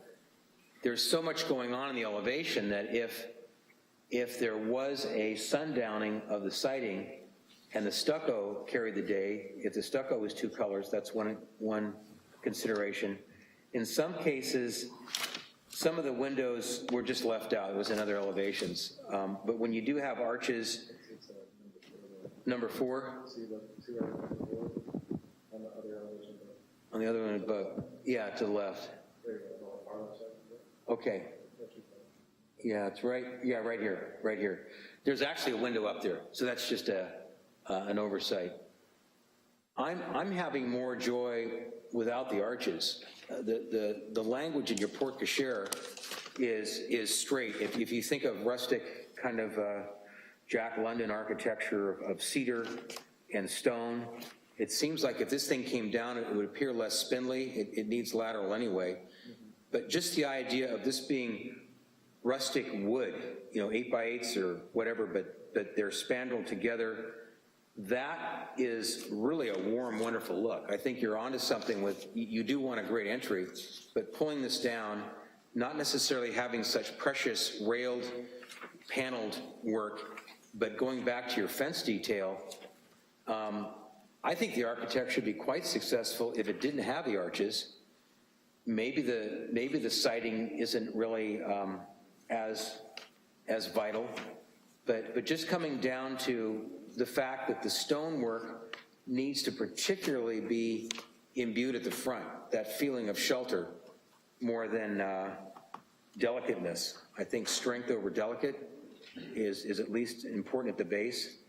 I almost wonder if another column, this is a huge span, and this is quite a shaker up there, but if you go back to your plan a minute, excuse me, if you could go to your floor plan. Thanks, this is all revenue, okay, this is all.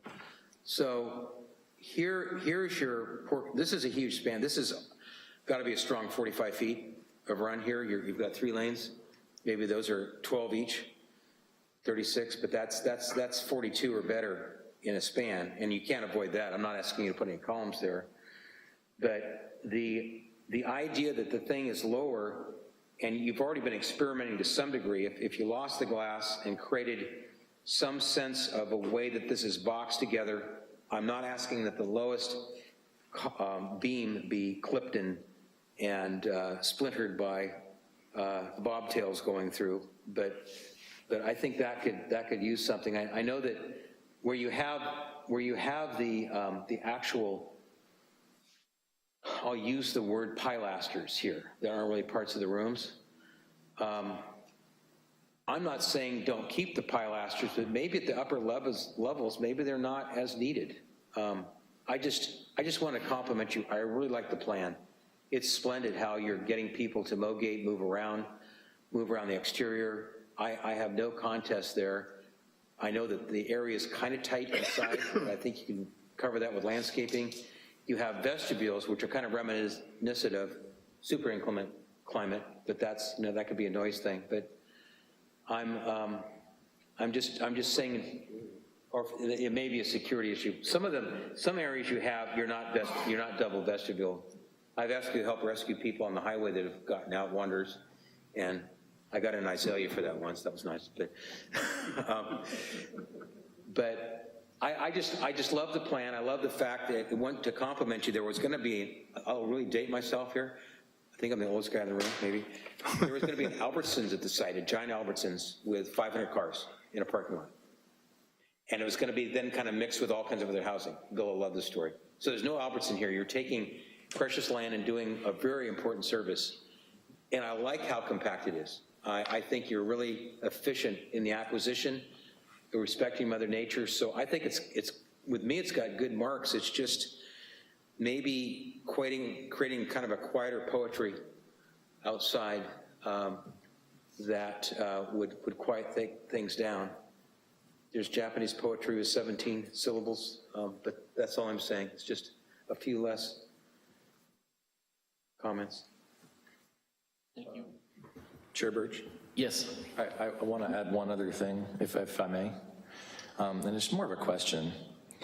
And I agree with Warren on the floor plan. I think that's why I didn't say anything, because I think it's nice. But I do have one question, and it's more kind of from a balance standpoint, I guess, in terms of the way that you've almost established the floor plan. There is almost a symmetry and a balance to it all.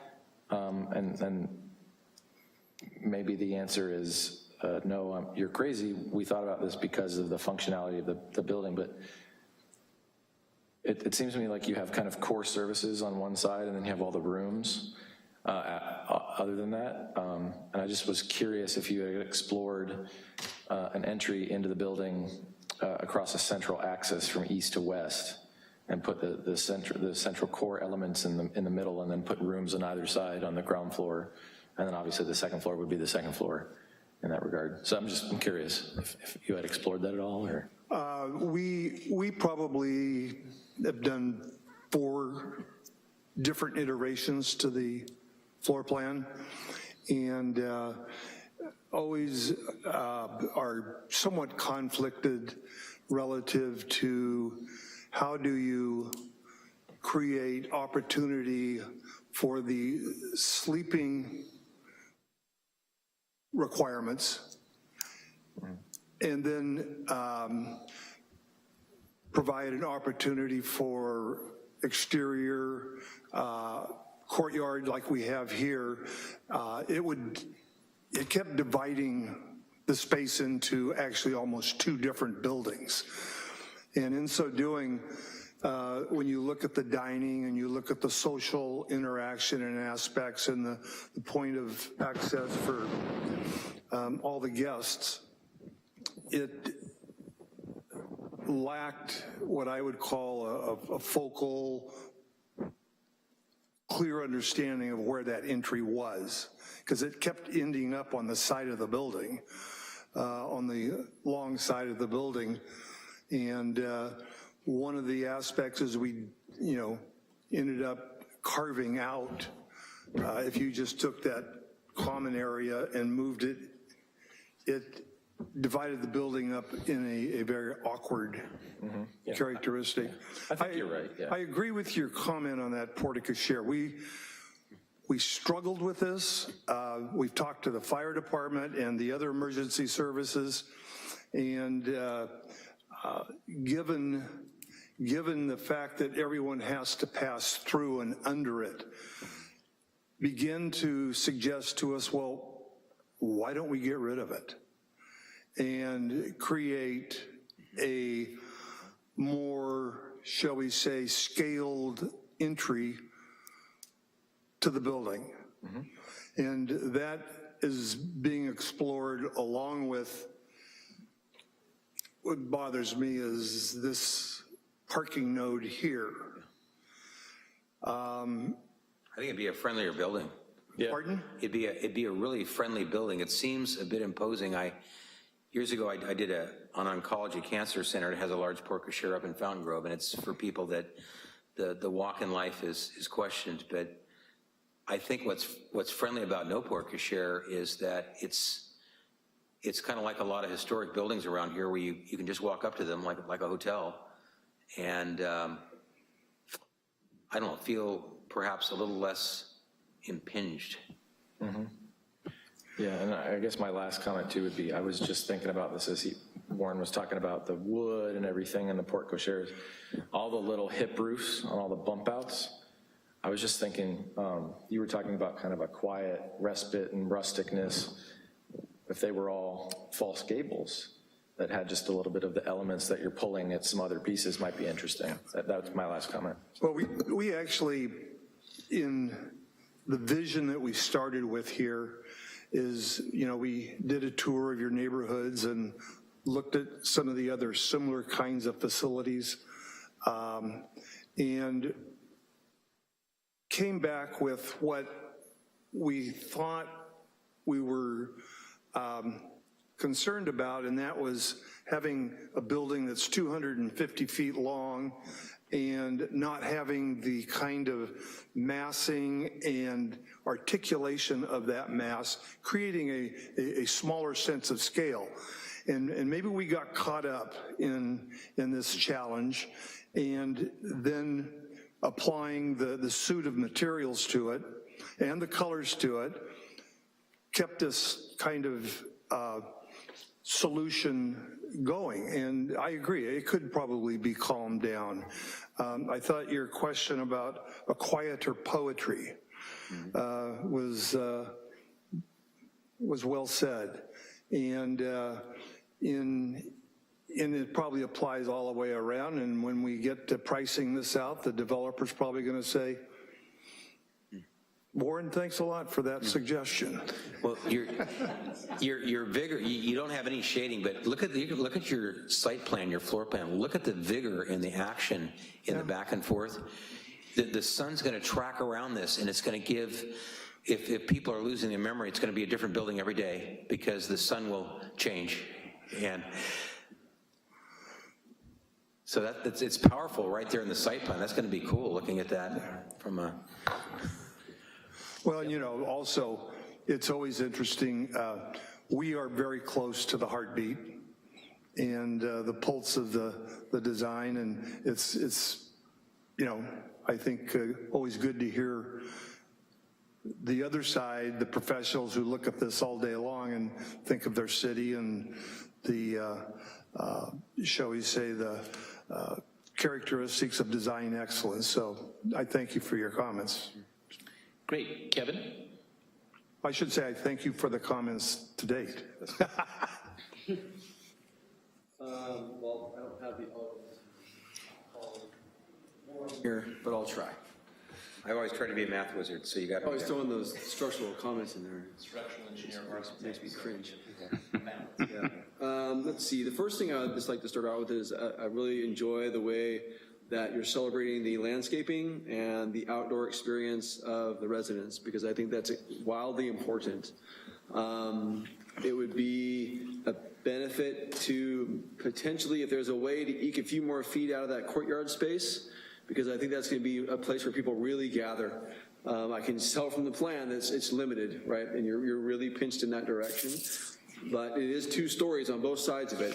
So it's going to be pretty tall, and I think it looks a little slender. If there's a way to get a little more room in there, I think you'd see a lot more use out of that, which I think be a benefit, especially in our climate here in Sonoma County.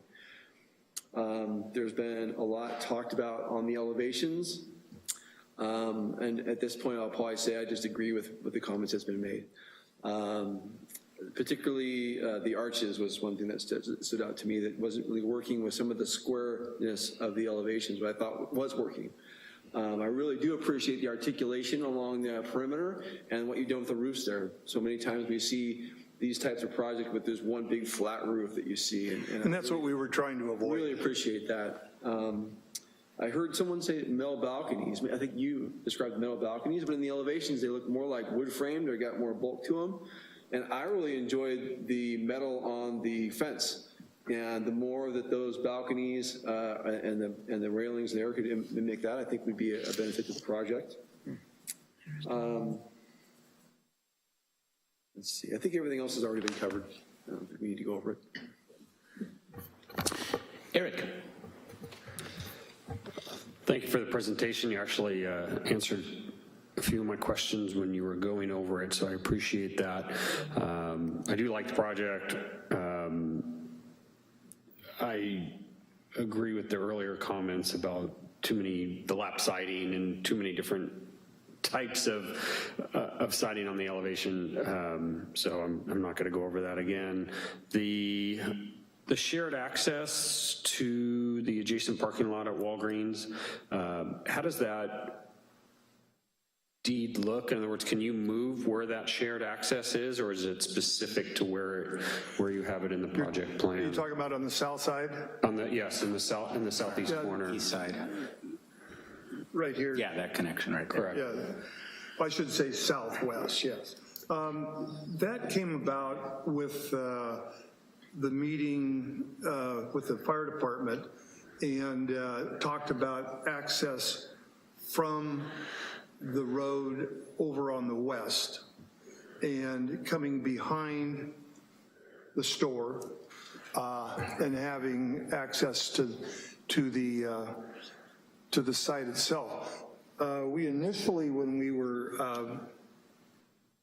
our initial site plan had another point of egress and ingress here and here onto Piner. So we got to looking at the earlier concepts that the land uses on the west suggested, and that's how we started with that. And then it was thought by traffic that those may be in conflict with the future road on Piner and trafficking coming in and out of the shopping center. So this has evolved as a result. Okay. Yeah, I appreciate that, and that answers a couple other questions. So I guess my only, well, are we going to go to comments later? Is that no, I think you're just going to do it all now. We're Good. working our way around, and we can also open it back up for these guys if there's anything that they've got a question about as well. We want everybody to get the most out of this that we can. Okay. In regards to the, I don't want to be, all I focus on is trash, but it just happens to be that today. Our predominant wind is north-northwest, and where the trash enclosure is adjacent to residences that are currently there very close. So my recommendation would be to maybe look at moving that enclosure to the other side of the shared access, so to the north side of that, so that way we don't have those odors and we're a little more friendly with the neighbors that are already existing. I'm sorry? Right about here? Yes, yes. So, because otherwise you're right next to the neighbors that are back there. Your comments earlier about Susie's path answered a bunch of questions for me, so I think it's great that having the path there for your residents to be able to walk around the neighborhood. The covered entry, you guys were talking earlier and saying you may not go with that, and my recommendation would be to keep it. Especially looking at all your residents and visitors, while we don't get a lot of rain, we get about 4 months worth. So trying to get those residents and guests on dry pavement, in and out of vehicles without slipping, I think that covered access entry area.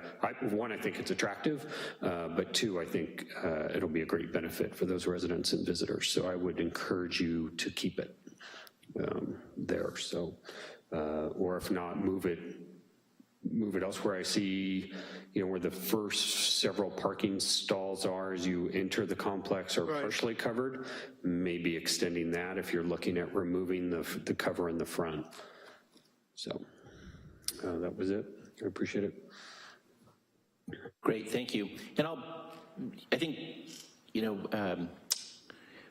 Warren and Drew really covered a lot of my comments about architecture, and I think it's great for us to actually not try to talk somebody into more detail or why the articulation of a facade is important. So I do think that I understand very much the mission and creating some variation and trying to get that village effect.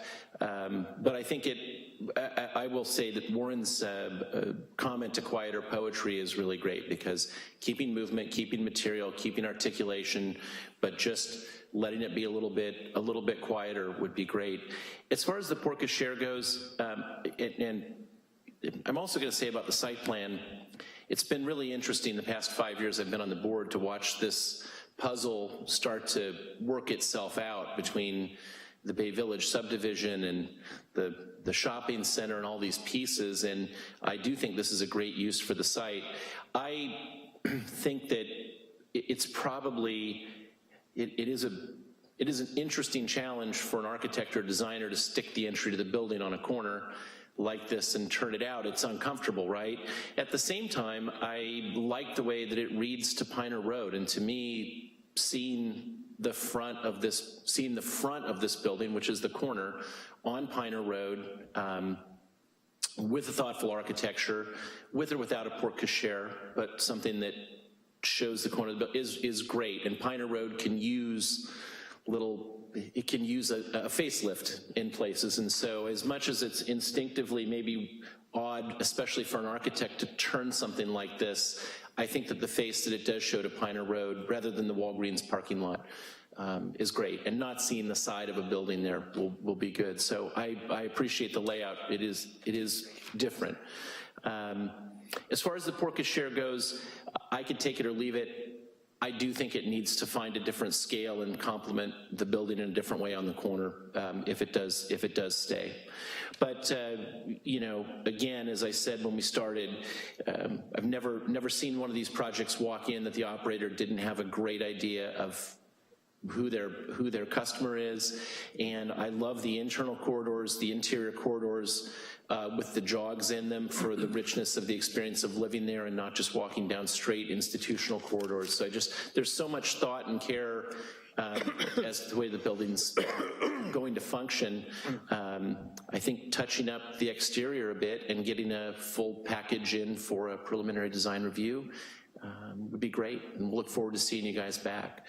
At this point, any other questions from us? You've gotten a lot of input, and is there anything that we can share with you? Or actually, I was just going to say, and thank you for the comments, because again, we've done a lot of work. This is really what motivates us, is to build something better, because we really feel this is the mission of our firm is something better. Going back to the porte cochere, and I'm glad you pointed that out. You know, I've probably seen 30, 40, 50 different sites over the years, talked about the porte cochere consistently, and even the one we're building in Glen Cove has a big porte cochere. It's very much functional. And when you say that, especially with the rain, if you think about the average residents, they don't get in and out of vehicles as quickly as we do. And also when you have the van that's moving wheelchairs in and out, it's a very slow process. So I do agree, we can rework it, but I think we're going to need a porte cochere that really is the length of what we have, because again, like I said, I'd rather have like a nice eyebrow or something like that, but it's the functionality. We really do need it for our residents, and for a safety concern also is what it is. So. As you can well imagine, putting the porte cochere on a diagonal, on the nose, is a challenge in how to diminish it. And so we are sensitive to that, and we'll look at possibly moving it a little bit to the west and, you know, integrate it a little more successfully with the mass of the building on the left and on the right. But in terms of the materials, we'll go back and I think take the suggestions that have been shared here today and how to calm it down and make it, shall we say, simpler, and think about you know, the rhythm of it in a way that possibly doesn't have the, shall we say, if I can use the term lightly, frenetic appearance to it, and bring it back to you, hopefully with the kind of sensitivity that you're looking for. You tell your design captain, we just need a quieter poetry, and then leave the room and see if you can get a... Perfect. Thank you guys very much. Chair Birch? Yes. Sorry, Bill. I actually have one more thing. We forgot to touch on something as a group, and I just realized it. I like your orchard-style parking. That's something that we... I'm sorry? Hit orchard-style parking. So the fact that you have little fingers and you have plantings and stuff. Typically, we like to see it, I think, around 6 spaces between them, but I think what's great about what you have is you have the trees in between that's are bridging that larger gap. And normally if we, unfortunately, we lost a board member recently who would have been all over this. And so I think the architects over down here on this end of the table need to pick that up a little bit.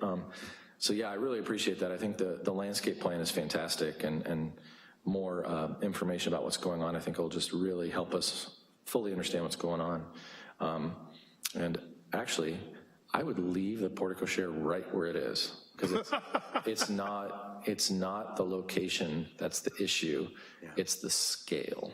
No, but I think if you were to relocate it, just from a design perspective, you have a little more, shall I say, clay to work with, as opposed to having it out on the corner like that.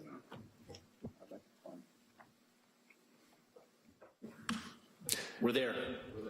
Okay, just a suggestion. I don't know if you have, if you're prepared to go through and just itemize the general comments we've heard. If not, Susie can run through what she's heard just for confirmation. Well, typically, this is funny, again, we keep bouncing around.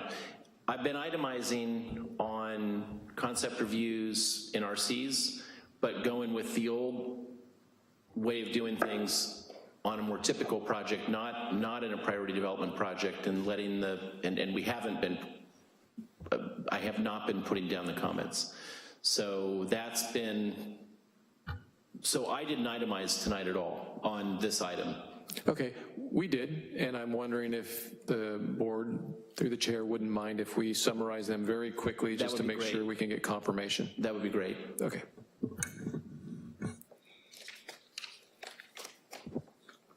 My notes, okay, let's see, the trash enclosure, looking at possibly relocating that to the north of the existing driveway, that driveway on the east side of the property.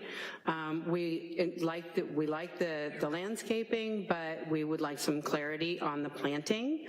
We want to see detail on the lighting. Minimize or simplify maybe the siding materials, and the quiet poetry, I think that's the quote of the evening. Portico share, a lot of discussion about the portico share, and I just want to make sure I understand that we like the location of it. It's necessary, I think we all agree, for the people who will be living there, and we want to reduce the scale of that and revisit the design overall. Let's see. There was some discussion about simplifying some of the features, the window, whether they're arched or square. I'm not entirely sure where that landed, so if you have a clear idea, Hilton? I think that overall, I think the message is to have a little more commonality than variety. Yeah. Okay. It's not yay or nay. It's really, I think it's the overall, I think the applicant has it, so. Yeah, and that too, that same concept applies to some of the metal features, the railings on the balconies and the fences, just tying them together. And I think that pretty much sums it up. Did I miss anything critical? The fencing? I talked about the fencing and I want to apologize. I'm not quite sure. This plan that you're seeing up there should have been more plans in your packet. The comment is that the fencing has a credibility with the stone columnar vertically coming out of the baseline, and that things like the porte cochere, this whole idea of the stone working strongly like that, make the building more consistent to look like the fence. Yeah, the building could, I think, learn from the fence, I think is what Warren's trying to say. Yes. A little bit. Is that proper English to have? That works. Yes. I think the palette's great. You just need to brand it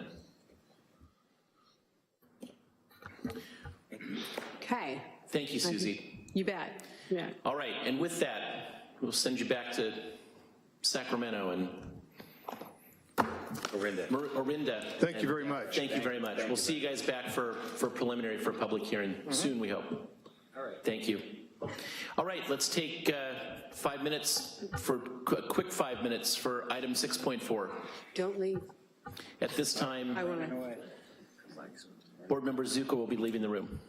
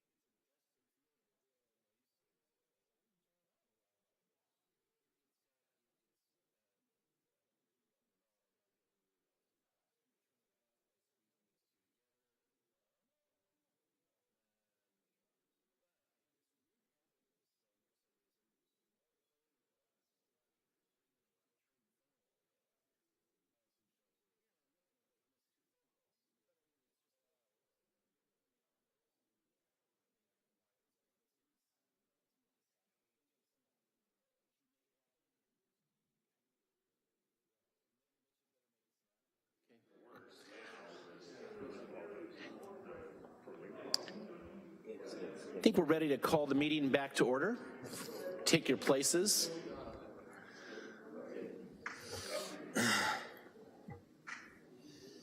Introduce item 6.4, concept design review for Storage Pro 2 and Garden Apartments at 4358 Sonoma Highway, file number DR18-051. And we will start with a staff report from Emmanuel, correct? Yes, thank you. Hi, good evening. Emmanuel Urs, it's a pleasure to be here this evening. This is phase 2 of a self-storage project. It consists of both a storage facility and multifamily residential. It's a concept design review, so we're here this evening, as with the prior item, to receive feedback, input from the board that the applicant and the design team will then use to refine the project. As I mentioned, it's a 30-unit multifamily residential development, plus, and it's in a 3-story building, plus a 4-story, 124,000 square foot self-storage facility. The project requires land use entitlements, including a minor conditional use permit and major design review. The property is located in the retail and general business land use designation of the general plan. It's similar land use designations on both sides from this facility. The Storage Pro Phase 1 project is just to the parcel to the right of this exhibit, or to the left when you're down on the street looking at the project site. It is in the general commercial zoning district. This use is one of the allowed uses in that district. And here's a overview of the site plan. The residential component is up along the street. Parking for the residences are between the residential building and the self-storage building which is towards the back of the building. Storage Pro 1 is at the upper side of this diagram. There's an existing Ace hardware store on the lower side, or I guess that would be to the towards the west. And I will let the design team get into the details on the architecture. This is what the front elevation of the multifamily project is proposed to look like. And this is the rear elevation. This is the side in which the parking would be facing. These are the 4 elevations of the storage facility, which would be at the back of the property. The project is not in a priority development area, and it will come back to the DRB for preliminary design review. And as I mentioned, the applicant is seeking input from the board at this time before they proceed further with their application process. And with that, staff is available to answer any questions you may have. Questions for staff? Real quickly, what's the city requiring in regards to, it looks like they're adding off-street parking. So is that a city requirement? Sidewalks, and I know that the roadway is actually regulated by Caltrans, if I'm correct? Yes, this is State Highway 12, so it is Caltrans jurisdiction. There are parking spaces on the street. The zoning code does not allow on-street parking on a regional street that's designated a regional street in the general plan to be counted toward the parking requirement.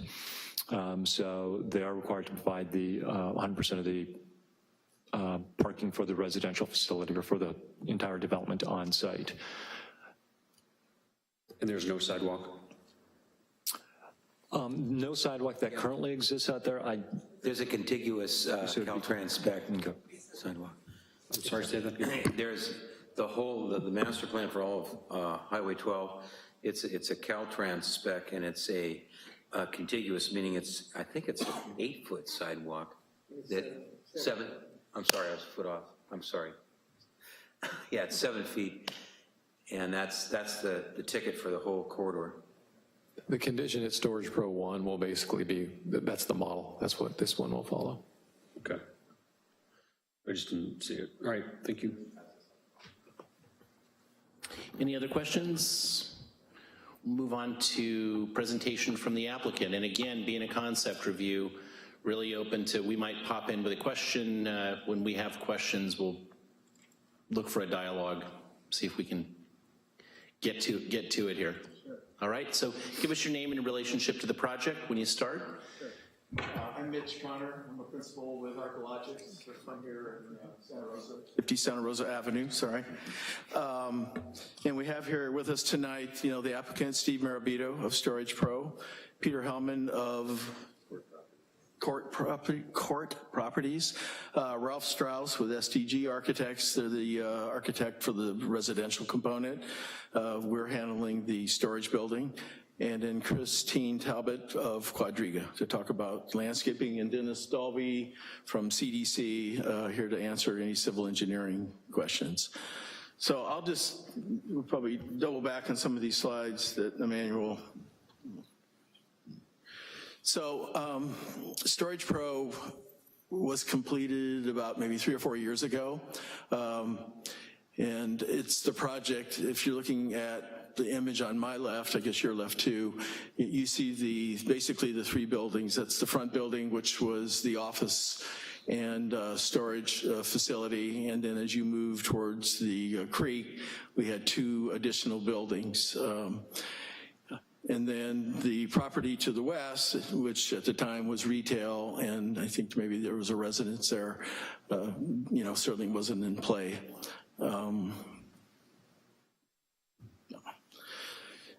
So the concept or the idea for Steve or for Storage Pro was to, let's face it, build on the success of what they have there now, and he can elaborate on what that success looks like. But needless to say, it was a property or 4 properties that are all going to be blended together. We're going to have 2 separate properties, and we'll talk more about that in a minute with the residential piece.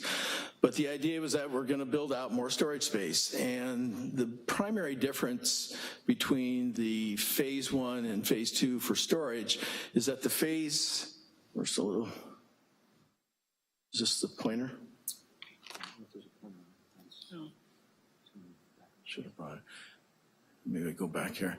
So you can see the 2 buildings. I'll go back to that left image. You can see where the buildings split apart. The reason that happens is because we had a utility easement.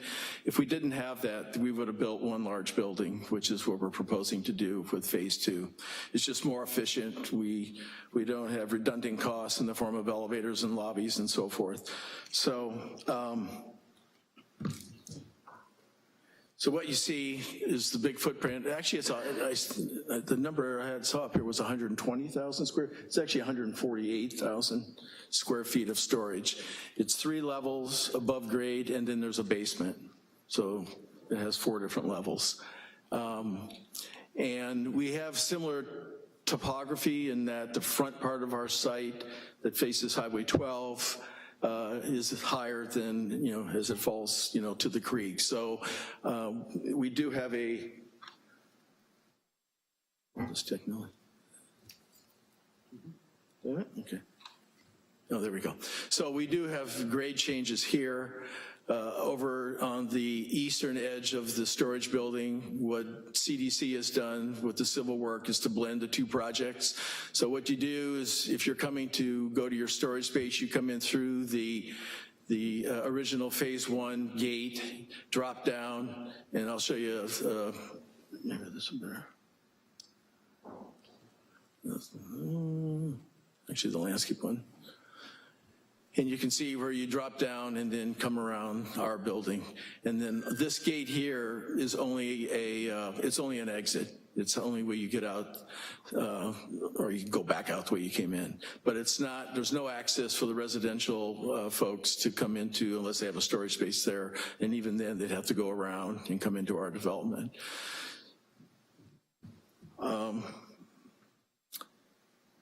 And the floor plans are pretty straightforward. There are a lot of storage spaces. And the one on the left is the lower level, the basement. The access is along the creek side. This is a lobby, 2 freight elevators. This sort of hatched area that you see around the perimeter on the lower level, or the first level, shall we say, at grade level, you have access to storage units with roll-up doors, very similar to what we did on the original Phase 1 buildings. So there's no parking, no, like parking stalls for this building. All the parking, would be up at the original office. So it's basically you park alongside the building, or you stack up, or you park over here and then go into a lobby and go up or down, as the case may be, to your storage space. And I try and explain the combination of the sizes, but it gets a little bit complicated for this late at night. So, okay, so the architecture, what we're proposing, and I actually brought a couple samples of, it's going to be the Storage Pro Red, wherever we have coiling doors or man doors, exit doors, or lobby doors. The base material is going to be sort of a rough split face block in a dark gray. And then the corners of the buildings are a little bit higher than the body of the building, shall we say. So that would be, so these elements get a little bit taller. The difference between this building, or this approach to the building, versus Phase 1. Phase 1 had metal siding. We're not doing any of that on this time. It's just too expensive. So this will be a structural block building completely. The upper band will be this kind of metal, sort of a metal cornice. It's about 15 inches in height. It may not be ribbed like this, but whatever we have to do to minimize the oil canning effect that we get with, break-shaped metal. This is the doors, the sort of Storage Pro Red. And then we have rough sawn block here. And then, I don't know if you've seen, if you go to Phase 1 right now, you see where they took the split face block and they sanded smooth. It's a beautiful block. I mean, I was really glad that Steve used that. It was one of those things that get value engineered out, but he stayed with the program, which was great. So the accent colors above the base will be this sort of smooth block that has the, and I can bring them up if you want to hold them and look at them and so forth. So, so we're trying to just be a good neighbor. We're wrapped by the creek, we're wrapped by Phase 1 to the east, and to the other side, the west, there's that hardware store that has a building that's right up against our property. So there's no residential around our building other than, what's happening along the street. So I don't know if there's any questions before we transition to the residential. Do you want to have us break them apart, or you want to see the whole deal? I think probably roll to the residential, and then we'll take it all together. Yeah, okay. You bet. All right, I'm going to turn it over to Ralph, and he'll take you through the residential piece. Excellent, thank you. Ralph Strauss, SDG Architects. And we have a 1 acre portion of the site, which will contain 30 garden-style apartments in a 3-story structure. We broke the building down into 3 components separated by breezeways, which will provide the access to the upper floors through stairways. This building fronts the Highway 12 with the front elevation on the upper slide, farmhouse style, which will echo the building which is across the highway, in its form. I have an image board. This provided our guidance for the project after our preliminary or pre-app review meeting. At the pre-app meeting, we had a more contemporary elevation style, but we ran into an issue with fire safety for the building, and that there's some power lines along the highway that prevent aerial access to the building. So we had to get down to 30 feet in height with our eaves, and then fire would allow us to keep the site plan configuration that we had. And so we changed to the farmhouse elevation style. the primary components, as you see listed over there on the right-hand side, are gable and shed roof forms. We've mixed a variety of composition shingle and metal accent roofing using vertical board and bat siding. Simple forms, break the mass with those, with the breezeways, the square window grids, and roof trellis forms with knee braces.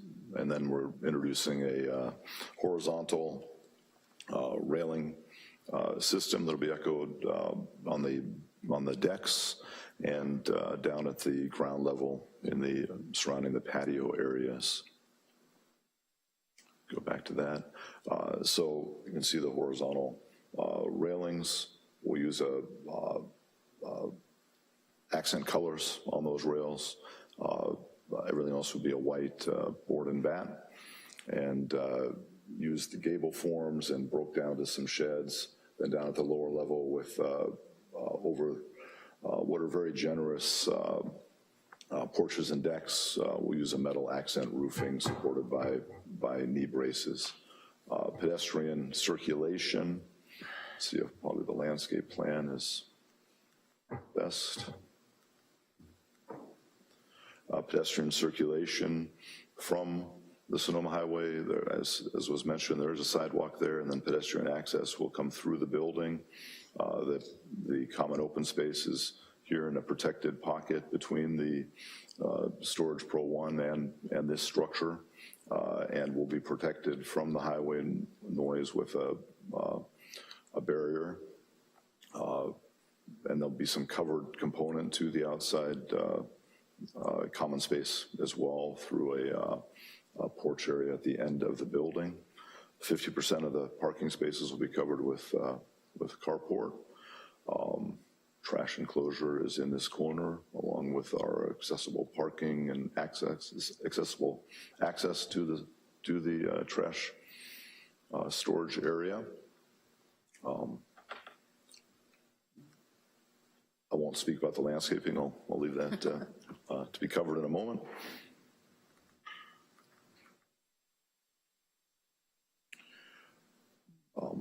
Open space requirements are met through the decks for each unit, and these are quite substantial. Outdoor storage is occurring on those decks as well. These are 1, 2, and 3 bedroom units. Building's about 40 feet tall at the ridge line, and the simplified eave line at the rear is in response to needing to meet the fire requirements for the D105 aerial access to avoid an aerial access requirement and turnaround on the parking lot side of the structure. So that's a quick view of the architecture for the residential. Speak about landscape. Christine Talbot from Quadriga Landscape Architecture, and this is the good bag, I guess. So I think our approach on the landscape is really to continue the work that was done on the first phase of Storage Pro with the native plantings, low water using plantings, and addressing the creek interface. We also have some low impact development plantings on this side of the creek trail. We'll be looking to continue the tree line along the frontage with trees that are about 25 feet high to be under those existing power lines. We're looking to keep 2 substantial sized oaks, and then also there's some oaks here along the east side of the property that we're gonna be taking care of. We'd like to incorporate some sort of screening element along the frontage for the residents to kind of claim some of that front space as their own and provide a little bit of relief from Highway 12, but we're not going to block it off. And as Ralph mentioned, there is a screen wall component to the open space to provide some privacy and usability to their exterior space that we envision would be, you know, outdoor dining with barbecues and that kind of thing. The majority of the trees would be screening and shade, and then also native oaks to replace a couple oaks that will be removed as part of the project. Ralph mentioned the carports, and we have the 7-foot wide sidewalk, and I think that about covers it. Oh, I thought these were dinner. Yes, it's tofu. Comments from the board, questions, dialogue. Sure. Start at your end, Drew. Sure. So I know most of you guys over there, so thanks for a good package. We say this all the time, if we get a good package, it's a good package, so a lot to look at, a lot to comment on, a lot to think about. So thank you very much, everybody on the team over there. I just have a couple of questions, comments, concerns, thoughts, whatever you want to call them. Kind of my biggest question is, you have this beautiful Santa Rosa Creek Trail, and you have this apartment complex going in, and it doesn't look to me like the residents have any way to get from the apartment complex to the trail. So how do we do that? Maybe is my question. Was it a consideration for the developer? Is it something you've explored and it's just kind of problematic because of the grade change, or? It's problematic because of security. Yeah, I mean, even on phase one, same question came up, when we came in front of DRB before, but yeah, I mean, it's to keep people out of there, just to be perfectly frank. I mean, it's easy. They can go up to the medical office buildings off of Mission and get to a trailhead. And I think there's one to the west, right? Yeah. So it's not a long walk to get into the trail system.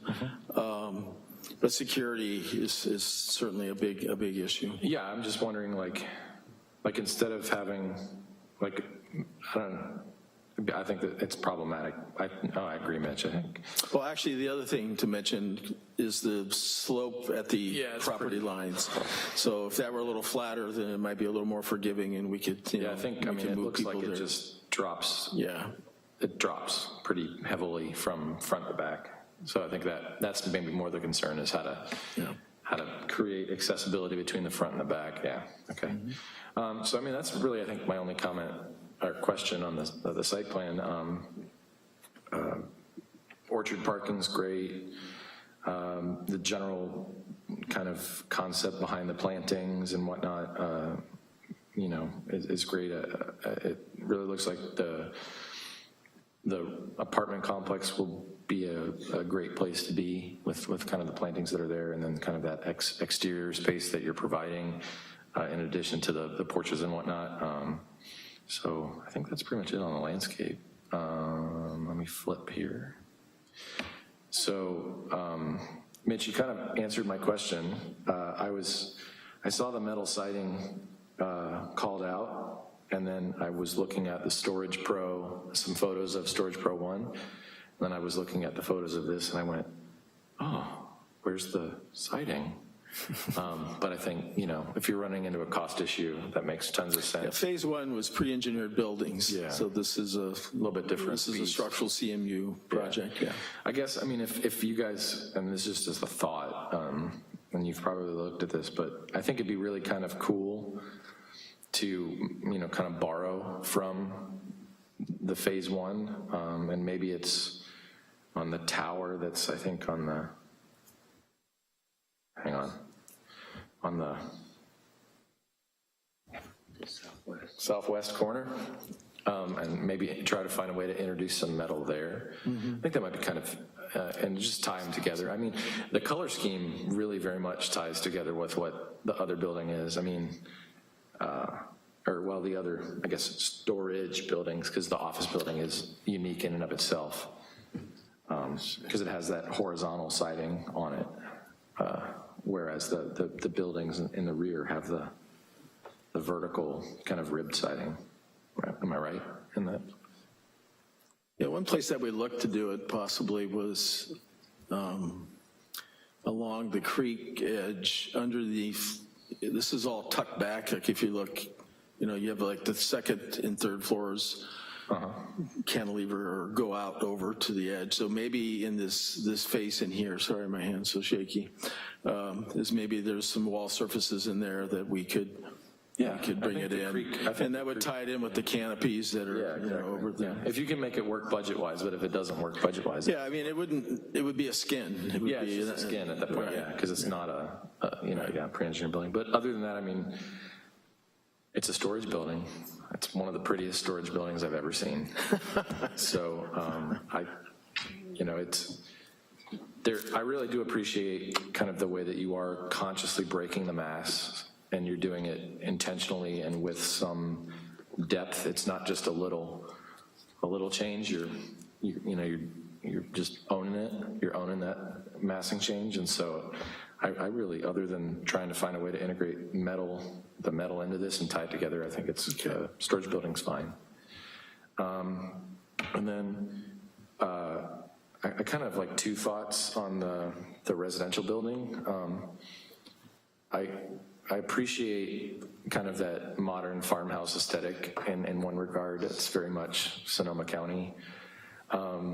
My only kind of question in the modern farmhouse aesthetic in terms of what you've laid out is kind of the bracketed elements above the windows on the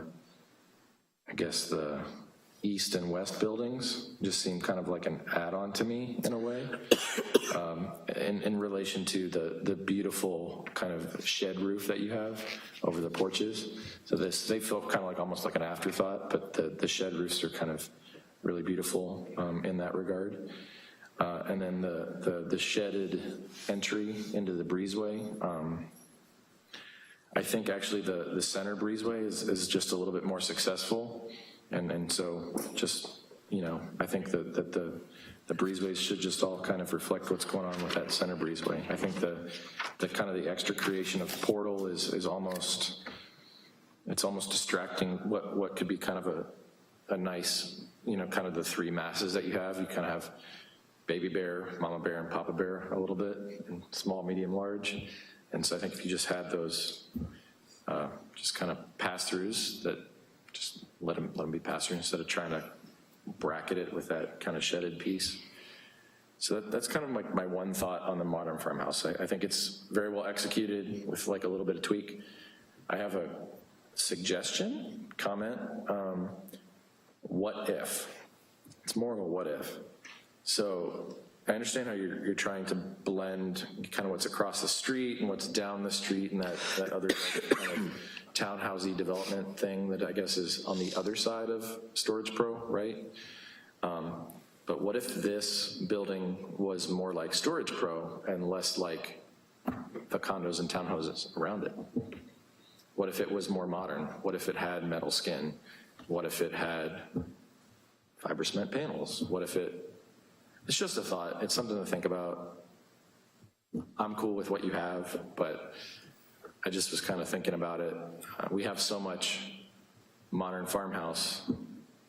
I think this is a real opportunity to kind of blend and take a lesson from kind of the industrial components that are around the Storage Pro and just kind of really embrace that element. But it's more of a suggestion, like, hey, why don't you guys consider this? I know if it was kind of funky and cool like that, I may just want to rent it right away because it's close to things. This location is fantastic in many ways. It's super close to Howarth Park. It's super close to just hop on 12 and go to Kenwood and Sonoma. It's close enough to just, run back and forth to downtown. So I think that's why I was kind of thinking, I was like, ooh, wouldn't it be neat? But if you don't decide to go that way, I think my regular comments would hold true on the farmhouse. So that's all I have. Thanks again, guys. Great documents and presentation. Warren? Yeah, I wanted to thank all the applicants. It's vastly different as a project than I was here when it was under a different application, and having the whole through with Storage Pro feeding in the back. It's actually with great relief that the housing is now in the front. it was more kind of a sidebar thing. But this whole, for those who weren't here, it was an entirely different approach. I understand the comments about the creek. I live not far from the area. It's dicey with the transient populations. Way back in '06, after the earthquake, this was a huge site of brick rubble. And if you took a giant front end loader and got all the brick out, you could cover your entire parking with brick. But quickly said here on the storage building, your first, I'll call it circa 2014, 2015, the upper parapet doesn't have a kick out. This building has a, as you look toward the top, you've got CMU and you've got a ribbing, but you've got this kind of a kick out cornice. And I was just curious, in paying homage to the first building, yeah, if you look right at the top there, I can't quite see the detail, but just be mindful. I'm not going to call here, but it could be kind of a serene, just a very tapered blade that doesn't have a 45. I'm not going to be leaning a lot of ladders up to this, but something, you know, you're familiar with the building up there in Healdsburg, the Healdsburg Hotel, but if it was just a simple blade-like line that came up above the CMU and created a shadow line, and it wasn't so much the 45 cornice that we see sometimes in foam, it'd be less metal. So it's doing its functional best here. There's more than 80,000 sofas that now can be stored on this part of town, so we're hopefully full of our sofa land quota. I want to go back to the residential, and a couple comments there. I noticed the photos you showed of some farmhouse. The multi-windows here, oftentimes in a Craftsman, this is basically a 16 light. This is, I think these are single hungs, are they, rather than casement? So in your vignettes, if you're not French, of the photos you sourced, if you look kind of lamp-like at night, you hardly see the muttons there. Here, they're just ghosty. It's almost like soji. This is almost Japanese, a la farmhouse modern. But the question I had is, maybe I could live with this, but usually these sashes aren't real. They're just sandwiched in the glass. You know, here you don't see them. It's just, it's not a directive, but it's a question of whether you want to do that busy a work, you know, the 16 lights versus 4 lights, or whether the bottom is left open for view. These all have, there's comp and metal collectively. If you go back now to your proposed elevations, I will say this much. I know that when you're traveling down Highway 12, this is where these kind big trees are. I think I understand that by shouldering in the rain, this shoulder, which is working, if you ex-nade that shoulder, it's raindrops on my head. We had a Port Cochere talk 3 sessions back. I can understand that this is echoed over here, which is kind of nice. So I'm not in favor of losing this because it's kind of a pass-through, and I can understand the segue over to here. One of the things I was experimenting with is we do have 3-story product streamside. Some of it's quite pike-like. It's narrow, 3-story. And there's a sereneness. I'm kind of in my quiet mode tonight, but this is kind of quiet. I thought about how your eye travels up here. If you left the middle 2 gables, but did a hinge here and over here, I was just playing with it on my own screen here.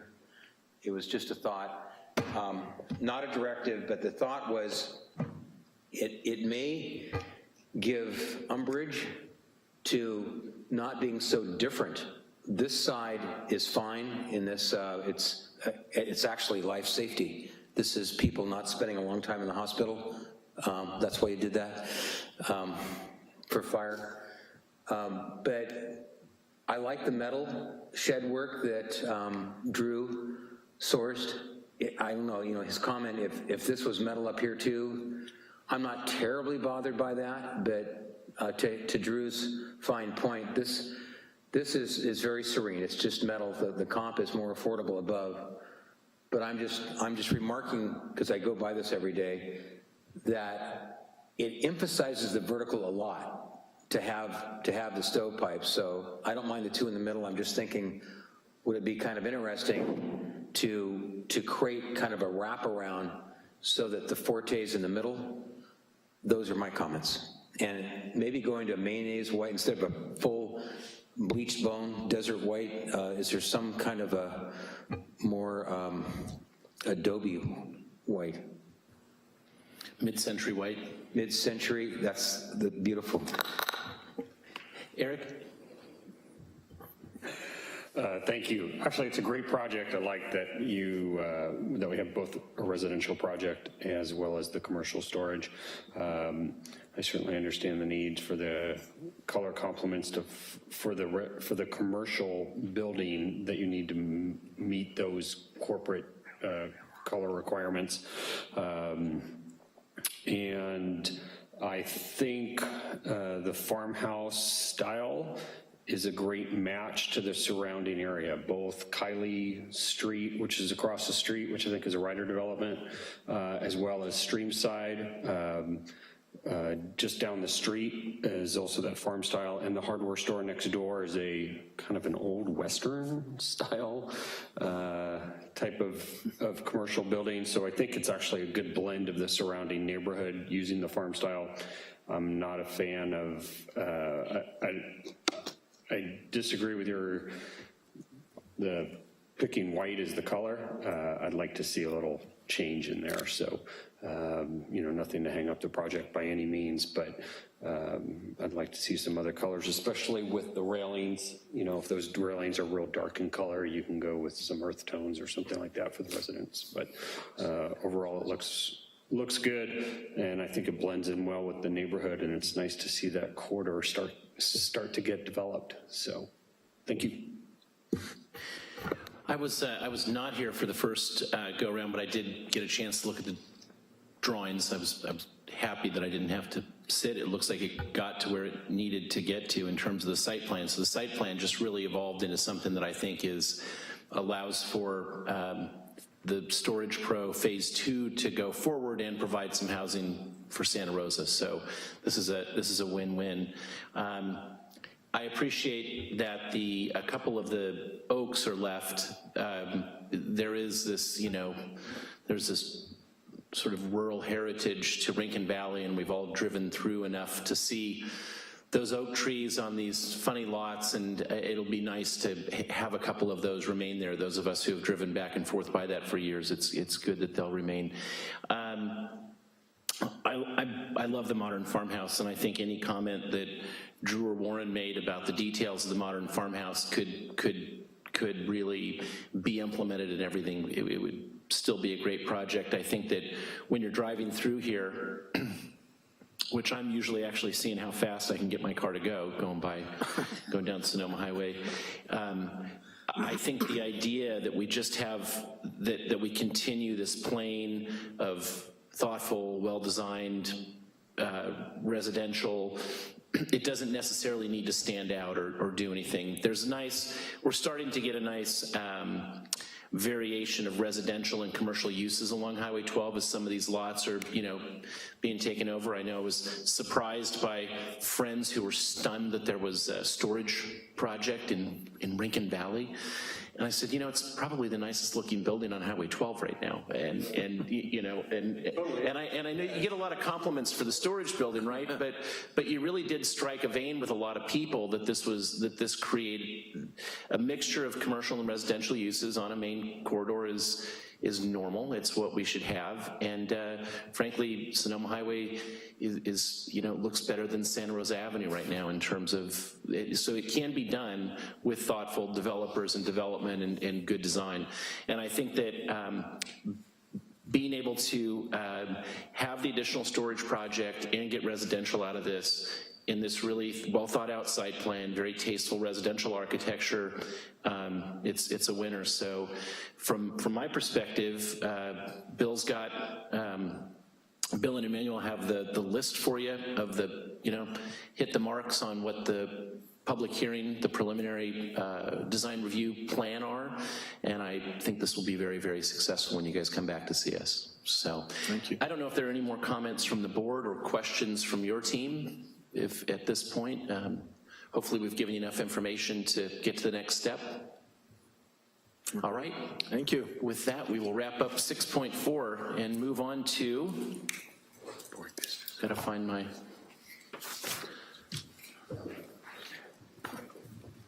item 7, board member reports. Item 8, department reports. Bill? No department reports. Item 9, my favorite, we're adjourned. I get rude.